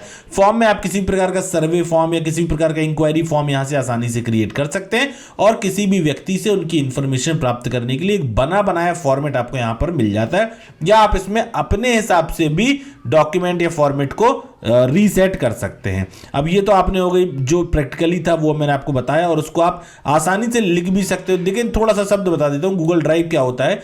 गूगल द्वारा बनाई गई फ्री सेवा जो आपको ऑनलाइन क्लाउड स्टोरेज पर फाइल स्टोर करने की सुविधा देता है। आप इन फाइल्स को दुनिया के किसी भी कोने से इस्तेमाल कर सकते हैं। फाइल स्टोरेज के साथ साथ गूगल ड्राइव आपको माइक्रोसॉफ्ट ऑफिस वाले फीचर्स जैसे कि डॉक्यूमेंट, स्प्रेडशीट, ईटीसी सभी प्रोवाइड करवाता है। ठीक है, इसी प्रकार देखो गूगल ड्राइव के बारे में बताया गया भाई क्या होता है, कैसे होता है। गूगल डॉक्स क्या होता है और गूगल डॉक्स के बाद गूगल जो फाइल होती है वो क्या होता है, किस प्रकार से आप फाइल्स को बना सकते हैं। तो नॉर्मली अगर अपन देखा जाए गूगल फॉर्म क्या होता है, नॉर्मली देखा जाए तो यहाँ पर ये तीनों जो हैं वो बहुत गूगल की तरफ से प्रदान की गई अच्छी सुविधाएं हैं। आपको जैसे मैं यहाँ पर एक फॉर्म क्रिएट करके आपको बताता हूँ, एक ब्लैंक फॉर्म में जाते हैं, यहाँ पर ब्लैंक फॉर्म पे क्लिक करने के बाद इस प्रकार के फॉर्म आपके पास आ गए। अब आपने मान लो कोई इंक्वायरी फॉर्म रखना है तो आपने इसका नाम रख दिया इंक्वायरी, यहाँ पर मैंने इसको नाम दे दिया इंक्वायरी। ठीक है, और उसके बाद यहाँ पर अपना पहला आ गया कि भाई आप अपना यहाँ पर क्या एंटर करवाओगे, सामने वाले से आपने बोले नाम एंटर करवाना है। नाम के लिए हमने अब शॉर्ट आंसर लिख दिया। ठीक है, यहाँ पे प्लस का ऑप्शन पे क्लिक कर दिया और कुछ चीज़ आपको मान लो सामने वाले से आपको एड्रेस इनपुट करवाना है, एड्रेस लिखा, देन आपने यहाँ पे पैराग्राफ लिख दिया। ये दो चीज़ हमने दे दी और इसको हम कर देते हैं पब्लिश करते समय यहाँ पर देखिए लिंक आपको जो है किसी के साथ शेयर करनी है तो ये लिंक ऑप्शन पे जाकर आप इसको आसानी से किसी भी व्यक्ति के साथ क्लिप हो गई और ऐसे आप जहाँ पर भी शेयर करेंगे वो व्यक्ति को डायरेक्ट ये फॉर्म दिखाई देने लगेगा और फॉर्म को वो आसानी से इसको फिर भर सकता है। ठीक है, वो अपने आईडी अपने लॉगिन करेगा, लॉगिन आईडी करने के बाद उसको ये फॉर्म दिखाई देगा, वहां से आप किसी भी व्यक्ति से जानकारी प्राप्त कर सकते हैं। तो ये जो प्रश्न है डॉक्स का, गूगल ड्राइव का या फॉर्म का, ये आपको शॉर्ट नोट्स में देखने को मिल सकता है।